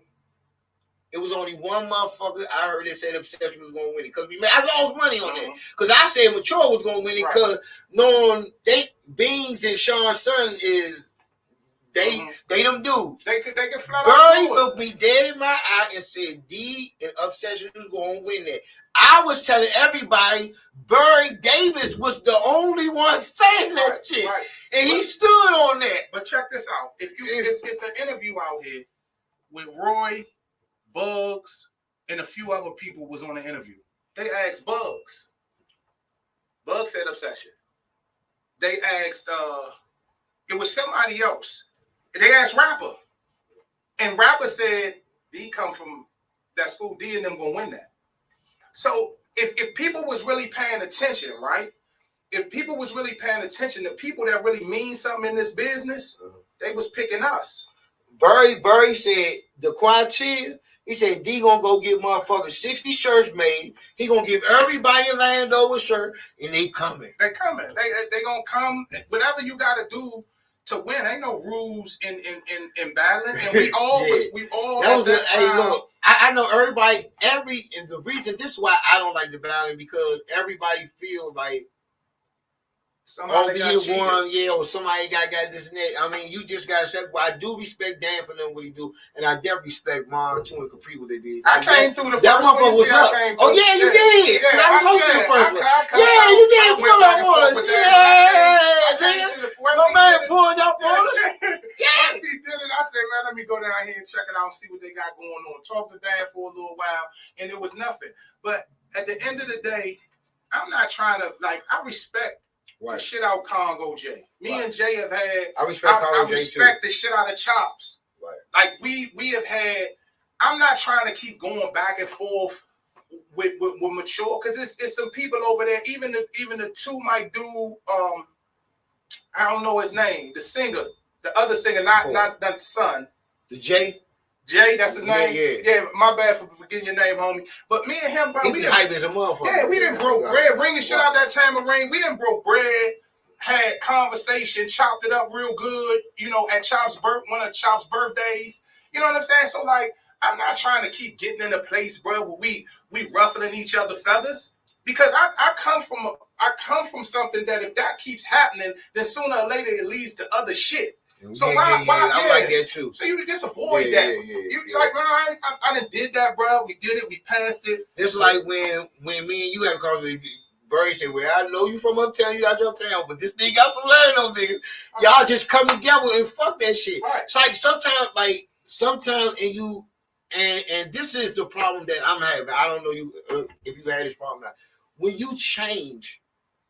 And you know for banging or this nigga shoot the shit out you, both of us probably capable of that. Mm-hmm. But you be like, when you change, you like, man, I ain't on that shit. And you just like it when you change, when you're not on it, they come at you more and you trying so hard. Like, man, I do not want to go back to 640 bam. Yeah, I do not. Let me tell you what I always say. Every time a motherfucker get the pushing my buttons. Maybe you could be sarcastic on me. Right. You might have. I don't know. And I'm biting my lip to stay focused. And because me, nigga, I'm 2-time losing. I go back to jail, they're gonna wash me up. Right? Yeah. So and I'm saying to myself that, and then I got a son out here. You know what I mean? That's shout with out me. to Lil D. Yeah. He look just like you too. Yeah, thanks, bro. So this is what I get in the car and I say to myself, bro, when I was really out here banging, you couldn't melt a nigga down and pour him on me. Right. Now niggas be trying it. Yeah. You know what I'm saying? Like you couldn't melt a nigga whole body and pour him on me. Yeah. But back when I was really out here in it. Now motherfuckers want to push a little button. Because you got kids and in my case you got grandkids, you family shit. And I got a son that's going to Shaw in North Carolina just because I was in Go-Go. Mm-hmm. He didn't start like in Go-Go till he got Super Lou. So if I go to jail, I'm like you, one more, I'm out of there. You don't want to go to jail because you feel like you let your son down, or you let your girl down, or you let your family down. Like it's so many. You let your band down. It's so many things. But it's like when you change into a different person, right? That's when niggas try you the most. Bro. Even the youngers that be around me, I would feel like I let them because I got some youngers around me that still got their feet in the shit. Yeah. And they, you know, it's been times when motherfucker be like, bro, what you want us to do? And I'm like, nothing. Nah, we not, you know what I mean? Like I've seriously talk motherfuckers off from doing something dumb. Like, nah, listen, this is what we doing right here. And if this happened in here, then it's gonna come back to me and then this gonna be all fucked up. We ain't got nowhere to pop. So I keep other people out of trouble. You know what I mean? And I'm not trying to say I'm no type of. But we all do our part. We all do our part. The Christmas toy drives is always, as a culture, we do our part. Like I did mine downstairs, and you know where I did mine, Society 66. 100 grand, that's my motherfucking man. No matter how we argue, bro, that nigga Barry Davis, bro. And that's why I tell people when we argue, same if y'all had a situation, y'all don't need to get in there because we gonna be cool again. Because this my brother. Right. For real. I love Slim. Right. I take a bullet for him and everything. Right. He has got me out of some shit. Nigga, I done motherfucking ex-girl threw all my shit over Woods over Bridge. Nigga, Barry said, come here, I got you. Get whatever you want. You can see. So I respect Slim. You know what I'm saying? So I think we gotta get back to respecting each other. Just because we in different camps, we don't gotta do all that. Like I'm starting to notice now by seeing it from the far that people we the best date. And you know what? Ging told me this. He said, your problem is when they be like, who those best hoes, and they put you way down there. He said, nigga, I be saying that shit. They don't even be putting me in top five. But, bro, if you getting booked, they don't matter, bro. Right. We don't give a fuck who the best. We all under the go-go culture. And that's what people gotta understand. Like a nigga, you know how that shit go. Niggas be undercutting motherfuckers and everything. Like, bro, you ain't gotta do that, bro. Your music gonna speak for yourself. And that's one thing I respect about you and BJ. And my thing is, if it's a pot of gold at the end of that motherfucking road. Oh, you threw me the place a couple times. Right. I ain't gonna lie. Yeah, I'm trying to see whatever. I'm trying to do whatever I gotta do. I got two of my men right now. Two of my good men. They fell out. I ain't gonna say no names, right? You know them. Right. But they fell out. Right. They ain't really been rocking. Right. I'm in the middle. Because they two of my good men. I fuck with both of them. I'm in the middle right now of this Sunday getting both of them two good men together so we can wrap it out. Because I know that if I get these two dudes to get over that bullshit, boy, it's a big old pot of money going to be waiting for the three of us if we can just put this thing together. Right. So me, bam, it's like, especially, bro, he ain't done nothing to your family. He ain't slapped your girlfriend. He ain't, like, bro, this shit is squashable. Right. Yeah. Come on, man. A couple of dollars, whatever the shit may be about. I ain't saying theirs is about a couple of dollars, but whatever it may be about, nobody was hurt. Nobody was harmed. We can get past. I got people that I deal with right now that I can't say that on the air. I got people that I deal with right now that we was in full-fledged beef with each other. Full-fledged trying to knock the hell out of each other in all ways imaginable. That I'm good partners with now. I seen one of the dudes, bro, that was my arch enemy. You know why I seen him, man? We was both in the expungement line. Dang. We was trying to both get our records expunged for the shit that we was trying to. The record came from the shit, me and the beef. And he looked at me and I looked at him, and then we just standing there, and he was like, "Bro, that clothes shit you doing like that?" Yeah. And then boom, the conversation struck up. And now he like, he you know what I mean? We cool, bro. So I just be telling people all the time, if I could get past it with this guy, he done went away and done umpteen years. I done years. We done both made it back. He got kids and grandkids. I got just the one son. If I could squash it with him, I could squash it with anybody. And that's and I think that's what we gotta go do, because we all when people pass away and move on, you be like, damn, bro. You know what I'm saying? The cigar in the car, man. Who said that? That's what Lee Anthony said with the cigar. Oh yeah, but I think it's man, it's good music, man. You just like, man, like everybody got a different type of music. It's enough for everybody to share. It's like, nigga, I done been in the car on a 30-minute drive, and nigga had a backyard in there, then put a MAB in there, then put a TCB, and then like this shit is our music, man. And once we do shit right, bro, we gonna be all right, man. And that's including me. I gotta do the right thing too. I just can't say just because I ain't hosting, I don't need to come out. Nah, man, you gotta come out the house. You gotta show your Yeah, face. what the hell is you involved in? Because I don't know really what's going on. You know, This was the thing. The Babylon sells tables, but you have to buy a bottle and you get a free table. Right. So I was telling the girl to get the cheapest bottle to get the table, but the tickets didn't come with it. So it was a whole mix up there. But I'm back in May. But it's just some of them things, man. The internet. But guess what? When you on the internet and you act like Bam 640, crazy like Bam 640, dude, you gotta take it. Absolutely. I had to take it. Absolutely. I gotta take it. Can't duck no rag. Can't duck no rag. I gotta take it. I gotta say as much as it hurt. I think it only bared me down because Jigga Man's daughter got killed. And on top of that, I was dealing with that, and Jigga Man's daughter and her best friend got killed. And then my other homegirl that moved out was with that just in what was that? Manassas. Manassas. And then my other people that was looking for her daughter, they found her daughter dead. Her boyfriend killed her. About the end of that week, I got like 2 people I'm close to just lost their daughters. Like, and it breaks your heart because these are kids, man. It's tough out here, man. Man, these kids, man. And I own a gun, but I ain't trying to hurt nobody. Yeah.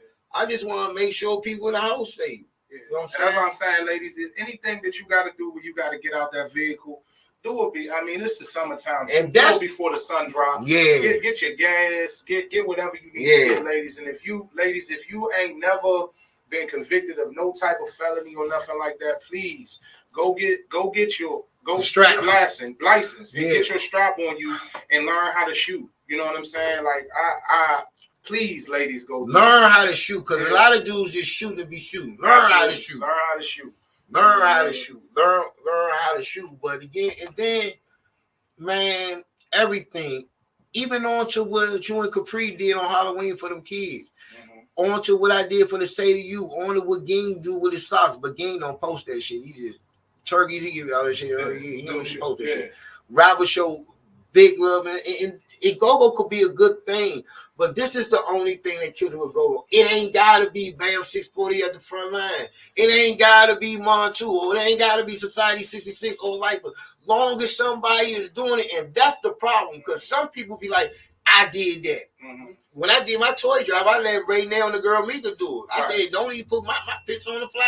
Right. Because we not doing that for that. We doing this to give back to the kids. We gonna let the kids know we here for them and only them. Right. And y'all could be on the flyer, but y'all could run the whole joint. This is an idea I had, and I think ladies could run it better than I can. Right. So y'all ain't even gotta put Team 640, fuck all that shit, because it's about the kids. Absolutely. And I think we gotta get out that it's me doing it. It's me. Right. It's me. You know what I'm saying? And you got to stop that shit, man. Yeah, I think that, like for me, the Halloween jump, I didn't do it last year, but I did it probably about 3 years before that. You know, them kids be getting unsafe candy. People be on bullshit. You know, all this fentanyl shit out here, all of that. So I just was like, you know, and that really wasn't me. That was like, bro, I go around the way, and I jump out, and you know, it's crazy because now I'm up. You know what I mean? I never thought I would be Uncle. Uncle, you know OG. Uncle OG, yeah, right. So I jump out and I'm like, they're like, what's up, Uncle? So I'm like, ain't nothing. I say, look, the end of the week, I'm going to be down there in that wreck. I need y'all to bring some bags of candy to these kids. And man, them youngins, man, when I say they filled up the whole goddamn pool table, stacked up off the pool table like this with candy, and them kids was able to come down there and get them something to eat and all that. And the reason why I show the videos and stuff like that, because I be trying to attract more of the kids. I think when the last one we done, we had like 100. Oh yeah, that's you good. know what I'm saying? And we was just trying to attract more of the kids to come down and see that you can come down here with your costumes, got the DJ. We was able to get Scooter from RCA's son. Okay. DJ the Jones, you know what I'm saying? So that's what's up. You're able to put some money in his pocket and just do something. But yeah, man, if you ain't getting up to give back, then what's it all for? Me personally, watch this giveaway that I'm gonna do for my birthday, bro. You gonna really fuck with me on this one. Yeah. Ladies, I keep hollering and telling y'all June 8th, June 9th, say the date. I'm gonna give away. What's a night show? If it's a night show, I'll be there. I got a day show. If it's a night show, I got a day party in at 9:00. If it's your show, a night show, June 8th is night. Okay, yeah, okay, I'm there. June 9th, I can tell the locations now. June 8th is going to be Five Sisters. That's a night show. That's that Crank Obsession band. Then June 9th is Obsessed, featuring Lauren the Vibe over at Balcony. Hey, boy, I'm gonna tell you another thing, yo. D love him some motherfucking Capri. And even though the problems we had, or we used to have, when we work together, that shit be epic. And all your birthday, I remember you had to move it to Five Sisters. And I was already scheduled to host Five Sisters. Right. And you had Capri host. So I said, no, you said this, and I respect that because you told Yancey, well, this is what we're going to do. We're going to let Bam open it up, and then at halftime, before we take a break, let Capri do it. Right. Man, that shit was so awesome, man. That was packed like them, boy. You had them in there like them. I can't even like, man. And that's why I keep saying about Shorty and people, and then this is why I got to try to make peace, because people will say that I said some things that I know I didn't say. I'm a man what I say, but it's like it's no way comparing me and her is like comparing Junkyard and Backyard. Every day, we both got fans, we both got followers. Me, her, Billy Kid is out here killing it, and I'm saying this, why you here? Let that girl live her life, man. She doing a wonderful job, and as hosts, we supposed to be bringing. It's only 3 of us, really, right? And get booked quick. We need some other motherfucker. I can't do this shit forever. Right. Yeah, you know what I'm saying? Like me, loyalty, everything, right? For the most part. But D loyal. But guess what? My man's do me some alley hoops, boy. Hey, look, I'm saying, I can say this nigga D has called me. Bam, what's your number? I'm gonna give you whatever you want. And it was always that number. I'm gonna put you on stage with us on Buzz birthday. I've been saving this, man.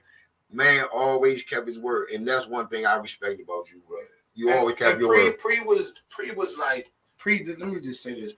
Pre was when we was in Nipsey's, and I couldn't get a promoter to book us, right? Right. So we started doing everything on our own, everything, right?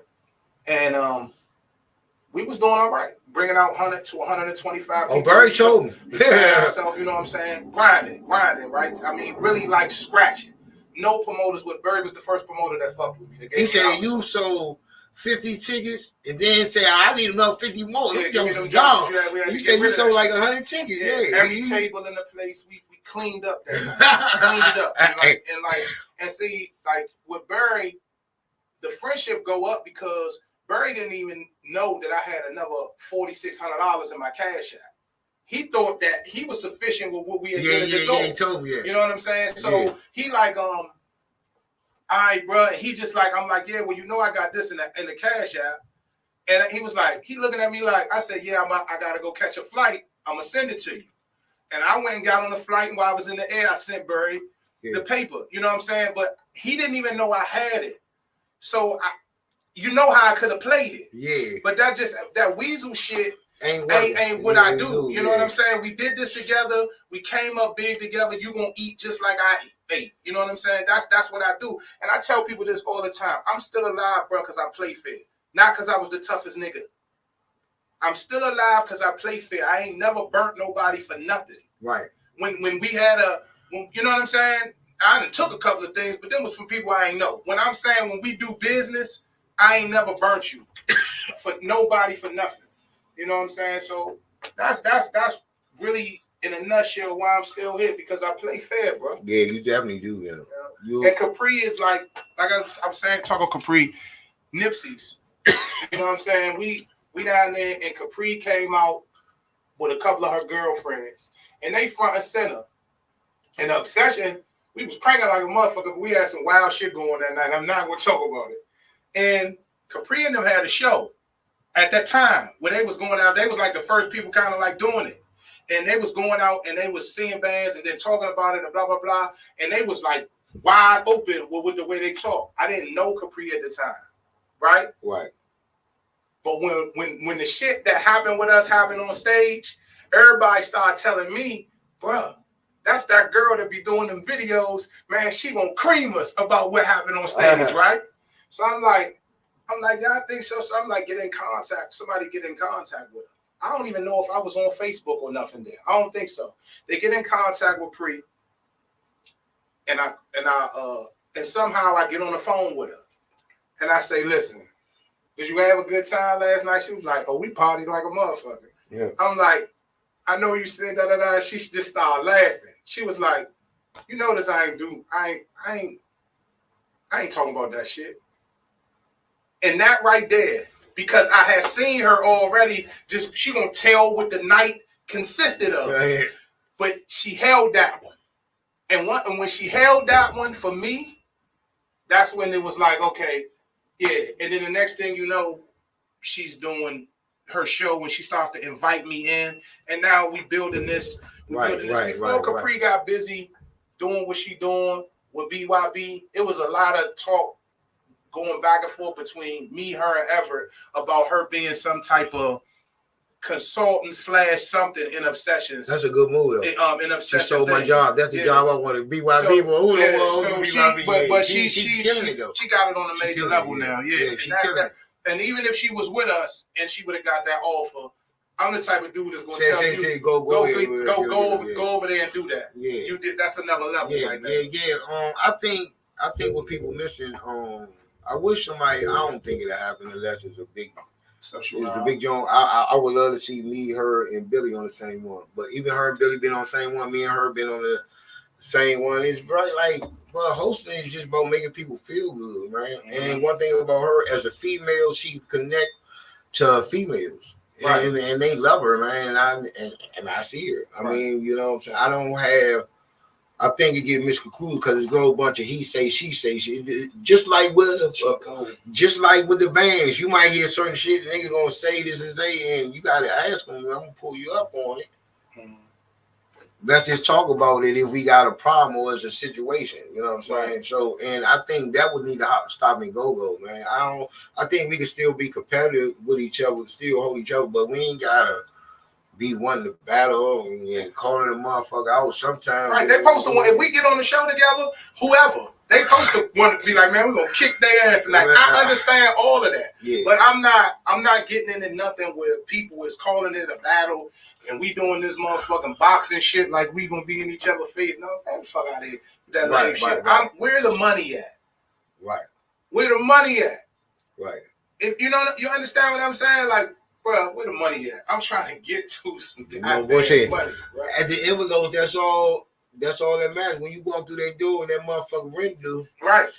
You better have that, boy. I'm telling you right now, because if I ain't host for a whole week, boy, I had something to stay, boy. I'm like, but man, it's just like, where your man go? He had to go shit. I don't know. Wait, no, I think he had to go meet somebody with some tickets. Oh. He like you, ticket man. Oh, okay. So I was like, so this what I'm like, you know, when people put out who the best hoes, and some say Billy, some say me, some say Capri, but at the end of the day, we all getting to the motherfucking money, bro. Right. We all heavily booked.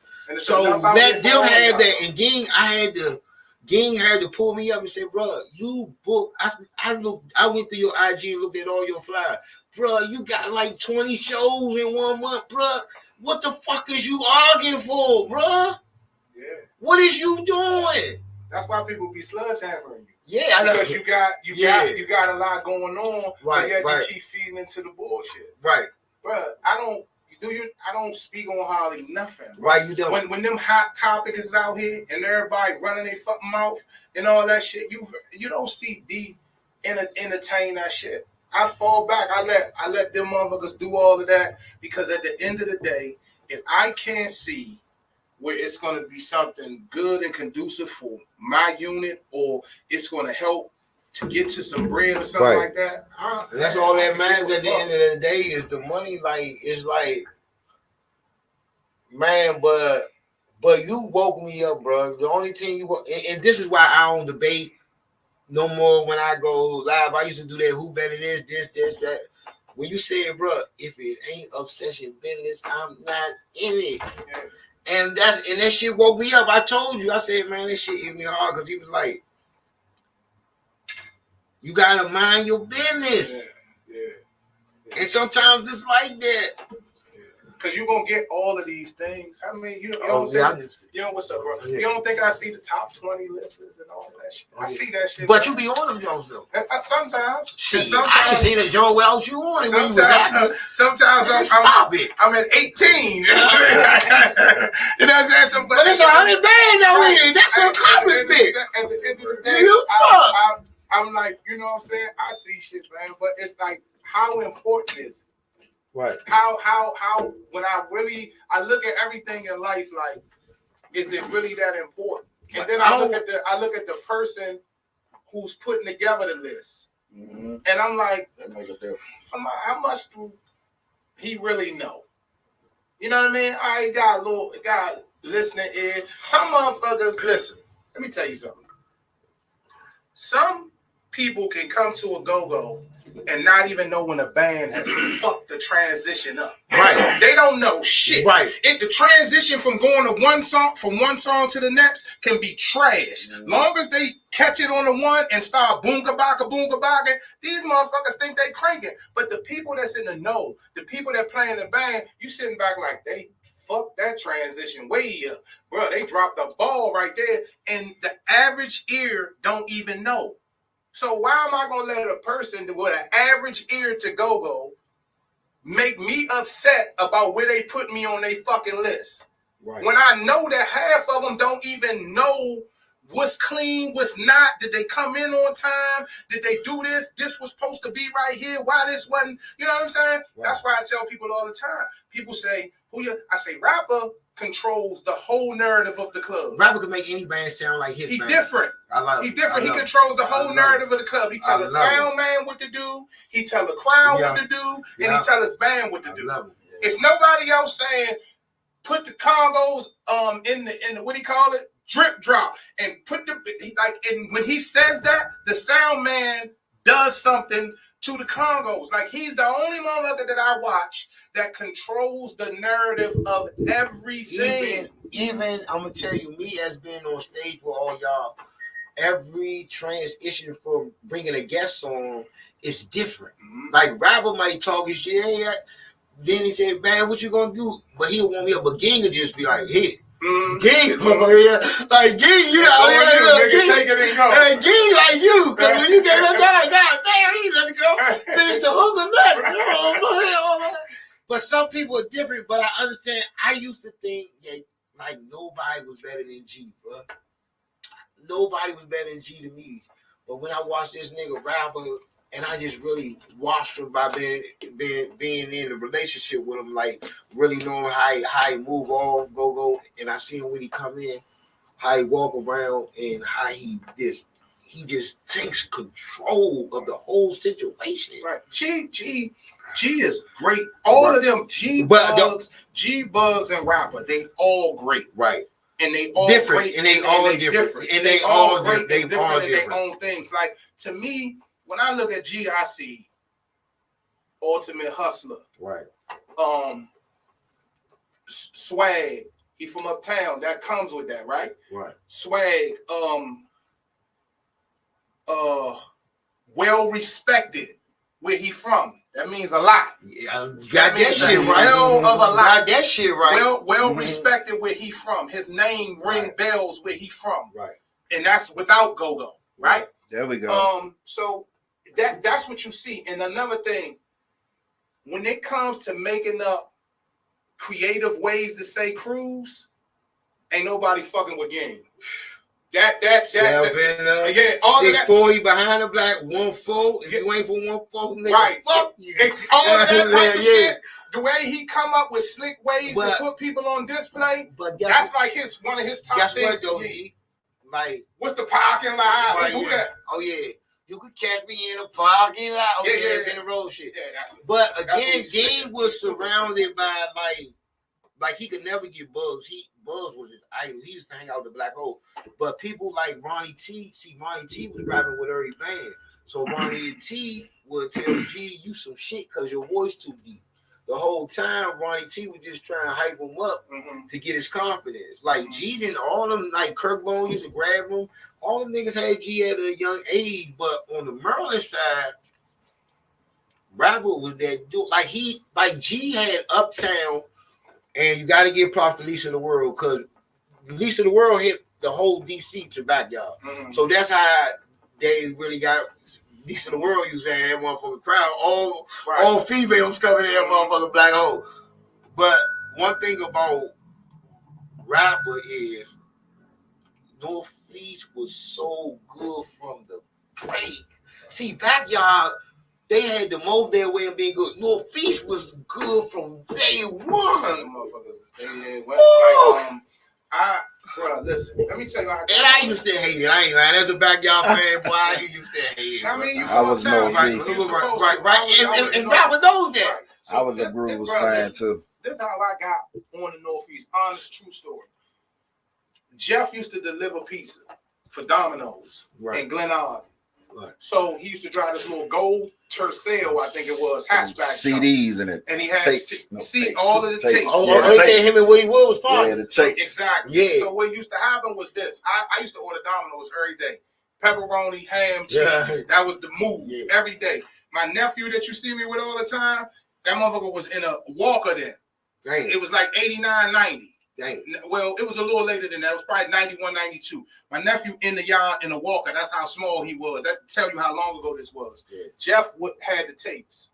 Dang. Jeff would deliver my pizza. He started saying, man, you know I got the PA tapes. Oh, shit. All right, give me an Essence. Give me a JY. Because I was a junkie before anything. Right. Bugs is the first band that I ever seen in a club live, Triples. I was 13. And then I seen them down Evans Grill. But Jeff used to deliver the tapes. So Jeff used to say, hey, bro, you should try this Northeast Groovers. And he never said he played for him. Damn. And I used to be like, man, who the fuck is that? I don't want that shit. I ain't even know I'm dissing. JY. Right. Give me that JY. Give me that Red Essence. You know what I'm saying? A Backyard, I wasn't even really know about Backyard at the time. What year was this? This 91, 92. No, Backyard was they just came out with 91 Dope Jam. They want to have right. So don't give me nothing but that Essence and them junkyard tapes. That's all I want, right? I buy 10 tapes or some shit. So this what Jeff did. I bought my regular 5, 10 tapes. He said, I'm gonna give you the Northeast Groover for free. Right. So by him giving it to me for free, you played it first. I played it first. No, boy. I had a radio that we used to sit in the motherfucking window of my mother front yard. I went right to the radio, hit it, and I dropped that joint in first. Tore the roof off that, bro. I'm listening to these niggas. I'm like, bro, good gracious of life. And they hitting that, somebody call the ambulance. I'm talking about early. They used to do that shit, right? And it was from, I think, All Around Raceway, if I'm not mistaken. Right. Start coming back. Now I'm like, bro, let me get another one of them Northeast Groovers. Right? So then Jeff still never said he played for Northeast. So my man Rob's sister, Beverly, was messing with Maestro. Played the keyboard. Shout out my nigga Maestro. Shout out Maestro. So nigga don't never age. He like, nah. Yeah, he still look the same, though. Right, yeah. So he doing? Beverly sent us. We went down to see Northeast Groovers with Beverly one time. My man Pimp and my man Rob. We go in the Racket and Fitness, bro. And bro, they start hitting Take It Off. And it was, bro, the whole that Racket balcony, Fitness, man. The whole balcony was butt naked, bro. Mm-hmm. And I'm standing in there like, young, you gotta be kidding me. So I go up to get a closer look at what's going on the stage because there's more girls down here naked. Bruh, I'm talking about they would take all their clothes off. And you see Jeff. Bruh, and I see Jeff. And he got there smiling. I say, this nigga here. And you see Jeff. Jeff, man. They got to go. Hey, look. Jeff, Bojack, and Mickey, they got a good situation going over there, motherfucker. Yes, man. Absolutely. So Jamming turned me on to it, bro.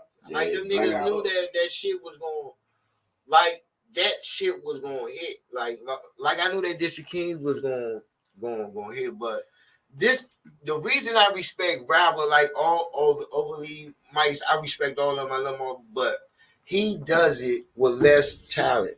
You know what I'm saying? Like if he could get Killer Cow every show, oh my goodness. But you know what I'm saying? Killer. Hey, that is my favorite too, Mike. I don't want to then guess what he'll do? I remember Killer came to my studio session and got on the track, ain't charged me nothing. He ain't gonna never say he the best. He ain't never. All he gonna do is smile and say, "I appreciate you, bro." Like one of the most humble nigga like me could learn a lot from Killer Cal. Yeah. Nigga like he called me too. Everybody called me. Everybody called me. But like I said, hey, one thing I do respect about D, I was kind of like me being from the station, me being in the station. When the Go-Go invitation came out, I was with everybody. I wanted the best of the best. I'm mad that some people not come in. I did want to see you just because you're a competitive motherfucker. You're a Gemini like me. We don't like to lose, and we going off heads, and we so competitive. So now that you told the story why you didn't, you know what I'm saying, I really understand it, because I don't want every band to feel like they didn't want to do it just because you were there. But once you got off there, you said people that was on there. I really thought the one band should have been out there because they was the runner of the yard, right? Mm-hmm. Right. I think they should have been in there. I think RCA should have been in because they cranking like a motherfucker. You know what I'm saying? My man was strictly business. He gonna battle whatever. Like win, lose, or draw, and that's one thing I respect about him, man. One thing I respect about y'all paying y'all own way. This nigga do his own birthday party just like you do yours. He do his own shows, pay me this and that. And can't be no gatekeepers that way. It's no gatekeepers that way. For sure. Huh? For sure. Yeah, they can't put no fence around none of that. Yeah. Right. So that be the good look though, bro. Like that be the good look. And I think every band that's not feel like they not up there with the backyard and junkyard should have an every week spot. That's why I think Shark Bar is perfect for you, bro. Right. You got it's you and Rapper. It's a Landover. Coming up there tomorrow, man. Man, that is a beautiful thing. Yeah, I gotta go on 420. That's where we definitely going to Shark Bar tomorrow. Yeah, y'all be having too much fun. I heard the food. They do. I be saying the food good. Hey, if the food good, I'm mad. And I don't give a fuck. Tino, man, shout out to Tino, man, and her team down Shark Bar. Tino been down Shark Bar, but Bernard is not there any longer, so Tino kind of like got the wheel, and Tino running that motherfucker. Great. Tino Shark Bar is doing that thing, man. They say Montana will be up there too. Built the deck out. The hookah coming next week, ladies.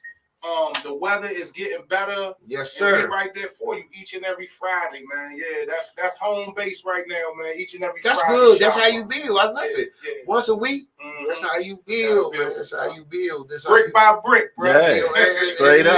And that's why I like. Yeah, straight up. That's why I like Rapper, because everybody got their own cliques. Like me being with What Band and me hosting on What Band show, except, you know what I'm saying, Montana got their Shark Bar locked down though. Mm-hmm. Just like I do Babylon shit. And it's just shout out to Tanner. Man, it's a good situation, man. Everybody, like, it's gonna be enough shows out here for everybody. And I was listening to Mitch Crab live, and I know he said something, and I know a lot of people don't think like that, but it's the honest God truth. Sometimes the opportunity is big as the money, because the opportunity could lead to bigger money. Oh, yeah. And I think the opportunity is where you embrace, like all these outside jumps. And, you know, I love the outside jumps summertime with the kids and the out, man. Yeah. Sometimes, oh, man, I love it. Open Street, D.C., man. I host that joint every year, man, for the government and all that shit. But so it's just good. I think they should do rotations. I think let's get some new lineups. That's what he said. Tone, what's up with? Hey, bro, I just want to get some new lineups. Shout out to the man. He said that. It needs, yeah. When he said, like, when they had those funds, people need to rotate. Get some new let's stuff get some new lineups. It's real. It'll help spread. And I think the different lineups are a gift and a curse. They gift because they something different. But the same lineup, like Kim and Scooby Obsession, and they didn't been there in the gym before. But guess what? It's a great part. You don't know what D gonna do different. You don't know what Scooby gonna do different, and you don't know what Buzz gonna do different, because it ain't gonna be the same Buzz you got last time. And that's the joy of those. It's like them backyard junkyard parties. You never know what you're gonna get. Don't think Buzz gonna keep on getting Ging, and Ging ain't gonna come back. You know what I'm saying? So D, is it a band that you will not play with? No. If the money there, I'm coming to get it. I like real talk. If the money there, I'm coming to get it. And like I said, I don't do a whole lot of bickering and beefing about where I play that much either. Hey, listen, I always say the wise man told me, Ronnie T said this, rest in peace, my man Lil Man, he told me this, wherever is a mic, there is an opportunity, no matter where the fuck you at. That's why I don't return. Like, I done did hangers before they remodel, they looking real good right now. I didn't do all that, but it's certain things that people ain't coming to, but it's certain things that you never know where you're gonna gain. If you could gain one fan out of every show, and you do 50 shows out of a year, you good. Right. I mean, you gotta know the pulse of your people. You gotta know where they like to come and where they don't like to come. You know what I mean? Like you gotta know the pulse of your people, your fan base, your people who want to follow you. You know what I mean? If you know that, then you're gonna stay away from the shit that you know that they don't really want to do. And you're gonna take on the shit that you know that they about and how they like to feel. Right. So you gotta know the pulse of your people, man. What they used to tell us all the time, all money ain't good money, right? Yeah. It's the same thing with this show shit. All shows ain't good shows. And motherfuckers, they not, what you like honest on the like we had an opportunity on Friday to go be somewhere by ourselves, right? Yeah. But it was somewhere that I looked at the demographic of where we was going and I was like, bro, my people, I'm gonna do more here. But when we went with the Friday at Shop Bar, we was the opening band. Mm-hmm. But see, I know I hustle. I'm with that. I know I hustle. Then what I get. I get a deal to where my band still do 2 sets. So I play into a good piece of the night. Yeah. I'm not doing 1 set and getting on stage at 9 o'clock and I'm off at 10 and people just rolling in the building. Everybody gets to see Obsession. So you have to know, and I know it was chatter about that. They had an opportunity to do a joint by themselves and they went and opened up. Bro, you don't understand the hustle. You don't understand what we got going on. Straight up. I don't get off stage till almost 12 midnight. But everybody the thing is, this is 2 sets anywhere is good. And I think that's the problem.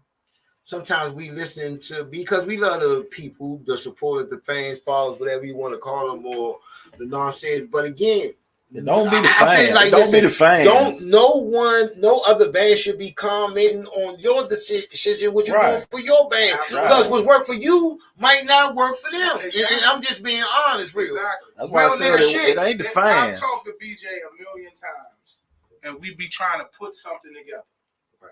Right. And BJ will have a spot, and he'll hit me and say, and I'll be like, BJ, I ain't gonna be able to help you there. My people not coming there. I could say, yeah, let's do it, and then go down there and be trying to bicker for my money or do whatever. Right. I tell BJ straight up, like real talk, bro. The people that be fucking with me not gonna come. And they don't like it. Hey, another thing, bro, about this shit. I go through that. Hey, bro, another thing about this shit, bro. I respect what this nigga doing you because you're not just chasing a dog. Like, it was a show that he got old. You gotta do it. He got old. Right. And I was like, damn, why bro do that shit? I ain't understand. Yeah, they were mad at me. They were mad. Listen, I was mad because this is my brother and I'm hosting the joint. I'm like, nigga, we on the same podcast together. Right. But he got off the joint. Then I got put off the joint. But when we did our show, when he did his birthday show, nigga, it was almost 300 people in there. And the show that he got off wasn't compared to his show. Not even so that though. Like, it's just you in the same place that I could put 300. You want me to do something totally different. It's not benefiting to us, you know. It's not benefiting to us. I respect niggas like that. And I'm gonna tell you this. It's a lot of motherfuckers in this game that's gonna gate you because they hate your boss mentality. Do you understand? Do you understand? Hey, what man, I'm telling you? I can dig These it. niggas, I dig it. I've had promoters try to compete with me. Every time I call them and say I sold a table, motherfucker try to tell me, yeah, I just sold a table too. No, you didn't, nigga. But it's like they in competition. But then they see that you have came in and may have ran circles around them on their own show. And this what lames do. lames will stop booking you for some shit like that instead of saying this motherfucker Fucking go working. get it. Look, You know what I'm saying? Hey, look. Hey, listen. So I ain't booked nothing. Hey, listen, I ain't what I heard say, from nobody. You can ask. I know my man on live, boy. I haven't heard from nobody. When, and ask her. When Huff called me, it's 1,000 bands that I look at you. I'm saying. I said, to be honest, if you want a nigga that sell tickets like me and make a good situation, man, call that nigga D up over session. That's a hey, look, and there ain't no shot against nobody. I'm saying, if you want a nigga to sell tickets like Bam 640, call D up. Hey, listen to what I'm saying. And we made that shit All happen. the calls stopped. Nobody called no more after that. They ain't want to fuck around no more. They don't like you. Hey, look, nobody. You know how many times? Don't give a fuck. You know how many times motherfuckers say, man, what's the number? And I say, boom, told ever give them the number. They say, man, but that's da da da da da da. And I say, okay, you don't want to pay it. We'll split the show with you. I give you half. Let's break down. Nigga looking at me like, no, let's get this nigga the fuck away from me. He's too much of entrepreneur himself. Right. And motherfuckers don't want you to learn the game. They don't want you to go in there and talk to them club owners. Bro, I tell people this all the time. I'm at my best face to face. When motherfuckers be like, man, just call them and seeking you, I say, nah, I need to see this motherfucker. I need to look in his eyes because I'm at my best face to face. And a lot of motherfuckers don't want to put me in the room with certain people because they know D gonna get. That's when the gatekeepers come at though. That's what they do. Listen, that's what's happening. Some of these people go. I'm gonna tell you what that's what the fuck happened. They go in clubs, these new clubs, and this is what they say. This should be well, anybody try to come get you, make sure they go through a search of one person for nobody won't get to the money. Right. Whole time you could get in that joint and give them a whole damn move. Because first of all, you ain't probably give them a break. You gonna sell all the cheap bottles in that motherfucker. Right. And that's how it is. That's how I be going. And people like, I know it's a way that I should approach it. But if I'm bringing you $1,700 and I'm only charging you $250 just to host the shit and $5 off each ticket, bro, come on, bro. We got to come to the table. Some motherfuckers don't want the money; they want to be popular. They do. Yeah. And the niggas that want to shine, the motherfuckers that want to shine normally run from around me. It's real because there's so many people that's gonna show up for me that your light gonna dim a little bit for that particular night. You're not going to be the man because I'm going to have 150 people in your party that's going to be fucking with me. So it's going to be a split. And I don't care who the people are. If we get into the bag, bro. And some dudes, they don't want the money. They want the line. And if you dimming they light any, they don't want you around them, bro. Hey, bro. That's why if me, I don't bro, hear from nobody, man. Bro, when I say, bro, I don't give a fuck. Any niggas that's willing to go on live and sell tickets, lead mics like y'all, and then you put a host by Bam 640 or a DJs or another situation, you could make it work. A lot of these new promoters, they don't even want the money, bro. They just want, just like you said, they just want to be seen. They want to look like they. That's all they. Oh, this is my show. Right. That's the favorite word. My show. My show. What I say on a post earlier today, I got the Jay Prince syndrome. For how long did we hear Jay Prince's voice and not know what the fuck he looked like? Right. But he was the one getting all the money. Right. He came out richer than Scarface and everybody that we knew and said. And that's who you had to check in with. That's who you had to check in with in Houston. So at the end of the day, I am cool. Shout out with the Jay Prince thing. I'm not looking to ever be seen. Right. I can't help that I do get seen. That's not nothing that I'm trying to. That I'm jumping out here and hoping that happens. Right. It's just. I understand. Through my living and my times, I've did a lot of good. I understand. And it's a lot of love. And that's what it be. It be genuine street niggas and street chicks that didn't fuck with street niggas. That's who love me. That's where it's at. They love me. And they come out and I understand. It's gonna be that. And some people just don't like to be around that if they consider it their event. It's like, bro, but I hustled for you. Yes. I worked for you, bro. Yes. Thank you. I was working for you. I did all of this for you. For you. But because your light dimmed a little bit, not turned off, but dimmed a little bit, you a fuck boy for that. Hey, run. That shit. I had a band. That's the realest statement that been through the podcast. Hey, listen, I had a band. I understand. I'm gonna tell y'all offline on what band it was, but he said I don't want Bam 640 name on it. Because I don't want him to outshine my band. I could never outshine the GOAT because I got too much respect for all of them. Never. And when you start thinking like that, man, it just, man, another situation, man. But hey, one thing I'm gonna say to you and him, man. One thing I fuck with y'all before I let you do your shout outs before we get out of here, I'm gonna think, man, like y'all some real niggas. Like even when niggas was talking about me, D, you would never condone that shit because real street niggas don't do that shit. And I'm gonna tell my last story. I remember, like I said, we gonna shoot that shit. I made a song for my nigga Beans and I sent it, and that nigga D said, good. What I do? I say, look, nigga, I know a real Landover nigga. I'm gonna call you up. Like I want to shoot this shit in hood, but I ain't gonna go this hood. I'm gonna call it. That's how I go. Straight G code.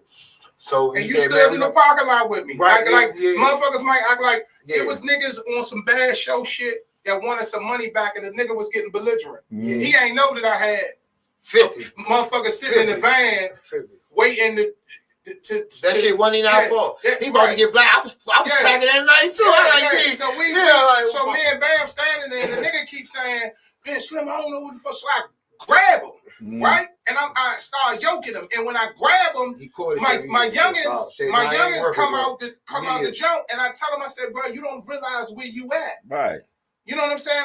Like be easy. I told you that I'm gonna get everybody back. And everybody did get that money. This ain't my fault. I drove around Landover till 5, 6 in the morning, dropping off everybody. Hey, look, and then you know what?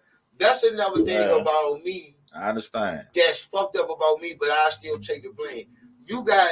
If you dealing with a fuck nigga, don't know your fuck nigga, you will get the blame because you sold the tickets in the table and the whole nigga business was fucked up. Right. And that's what goes on with me. I've been through that shit 4 times and this time.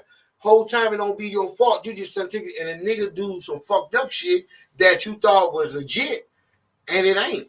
But again, that's the hit that you take because you sold the tickets or you did the tables or you did the bottles, but the whole time a fuck nigga was finessing the whole goddamn show the whole motherfucking time. Cause that shit would have been packed that night. And you know, I told him 100 times. What I tell him? I said, bro, I got you. Be easy. Yeah. And he kept yelling. And I'm like, God dang, like, I don't want them youngins to get out that car. Because they didn't even come in. They said, oh, we're going to be in the parking lot. Right. You know what I'm saying? They didn't even come in. It was in the heart of Landover. You in the zoo. And you think you can talk crazy. Bro, he right there by the gas, extra gas and everything. You zoo. Playing around. And I'm passing him like, bro, nah, you don't want to do that right here. You know what I'm saying? Yes. And he wouldn't turn down. I'm going to tell you what's crazy, man. He was down Shark Bar 2 weeks ago. For real. Hey, bro, he could have bust my head wide open because I ain't even remember him. He came up, he said, bro, that's what he was like. I was out of line. And I'm looking at him and I'm saying, who the fuck is you? He was like, man, I'm the dude down the parking lot down Landover. I was out of line. He apologized to me. I told him everything I love, bro. I said, man, it's all good, man. I was not trying to let nothing happen to you, and nothing was going to happen to you on my watch. I was like, you got your money, baby? He was like, man, you said you was going to do what you did, and you did it. Hey, that's that same motherfucker day you gave me that motherfucker hoodie, yellow hoodie, that swag, son. Go ahead, D4 guy here. Give your shout outs. Real niggas in the building, boy. I love it. Listen, y'all make me feel good shout today, out to everybody that fuck with me. If you don't, you don't. I don't. I give a fuck. Fuck it. But man, listen, every Friday, each and every Friday, y'all, Shock Bar, Obsession in the What Band. May 11th, we're gonna be down Nipsey's Obsession in Top 5. Oh, that's gonna be a movie. Doing it for the That's mothers. a hell of a show. You know what I'm saying? Doing it for the mothers. May the 18th. We over there at Blue Waters with Joe Jackson.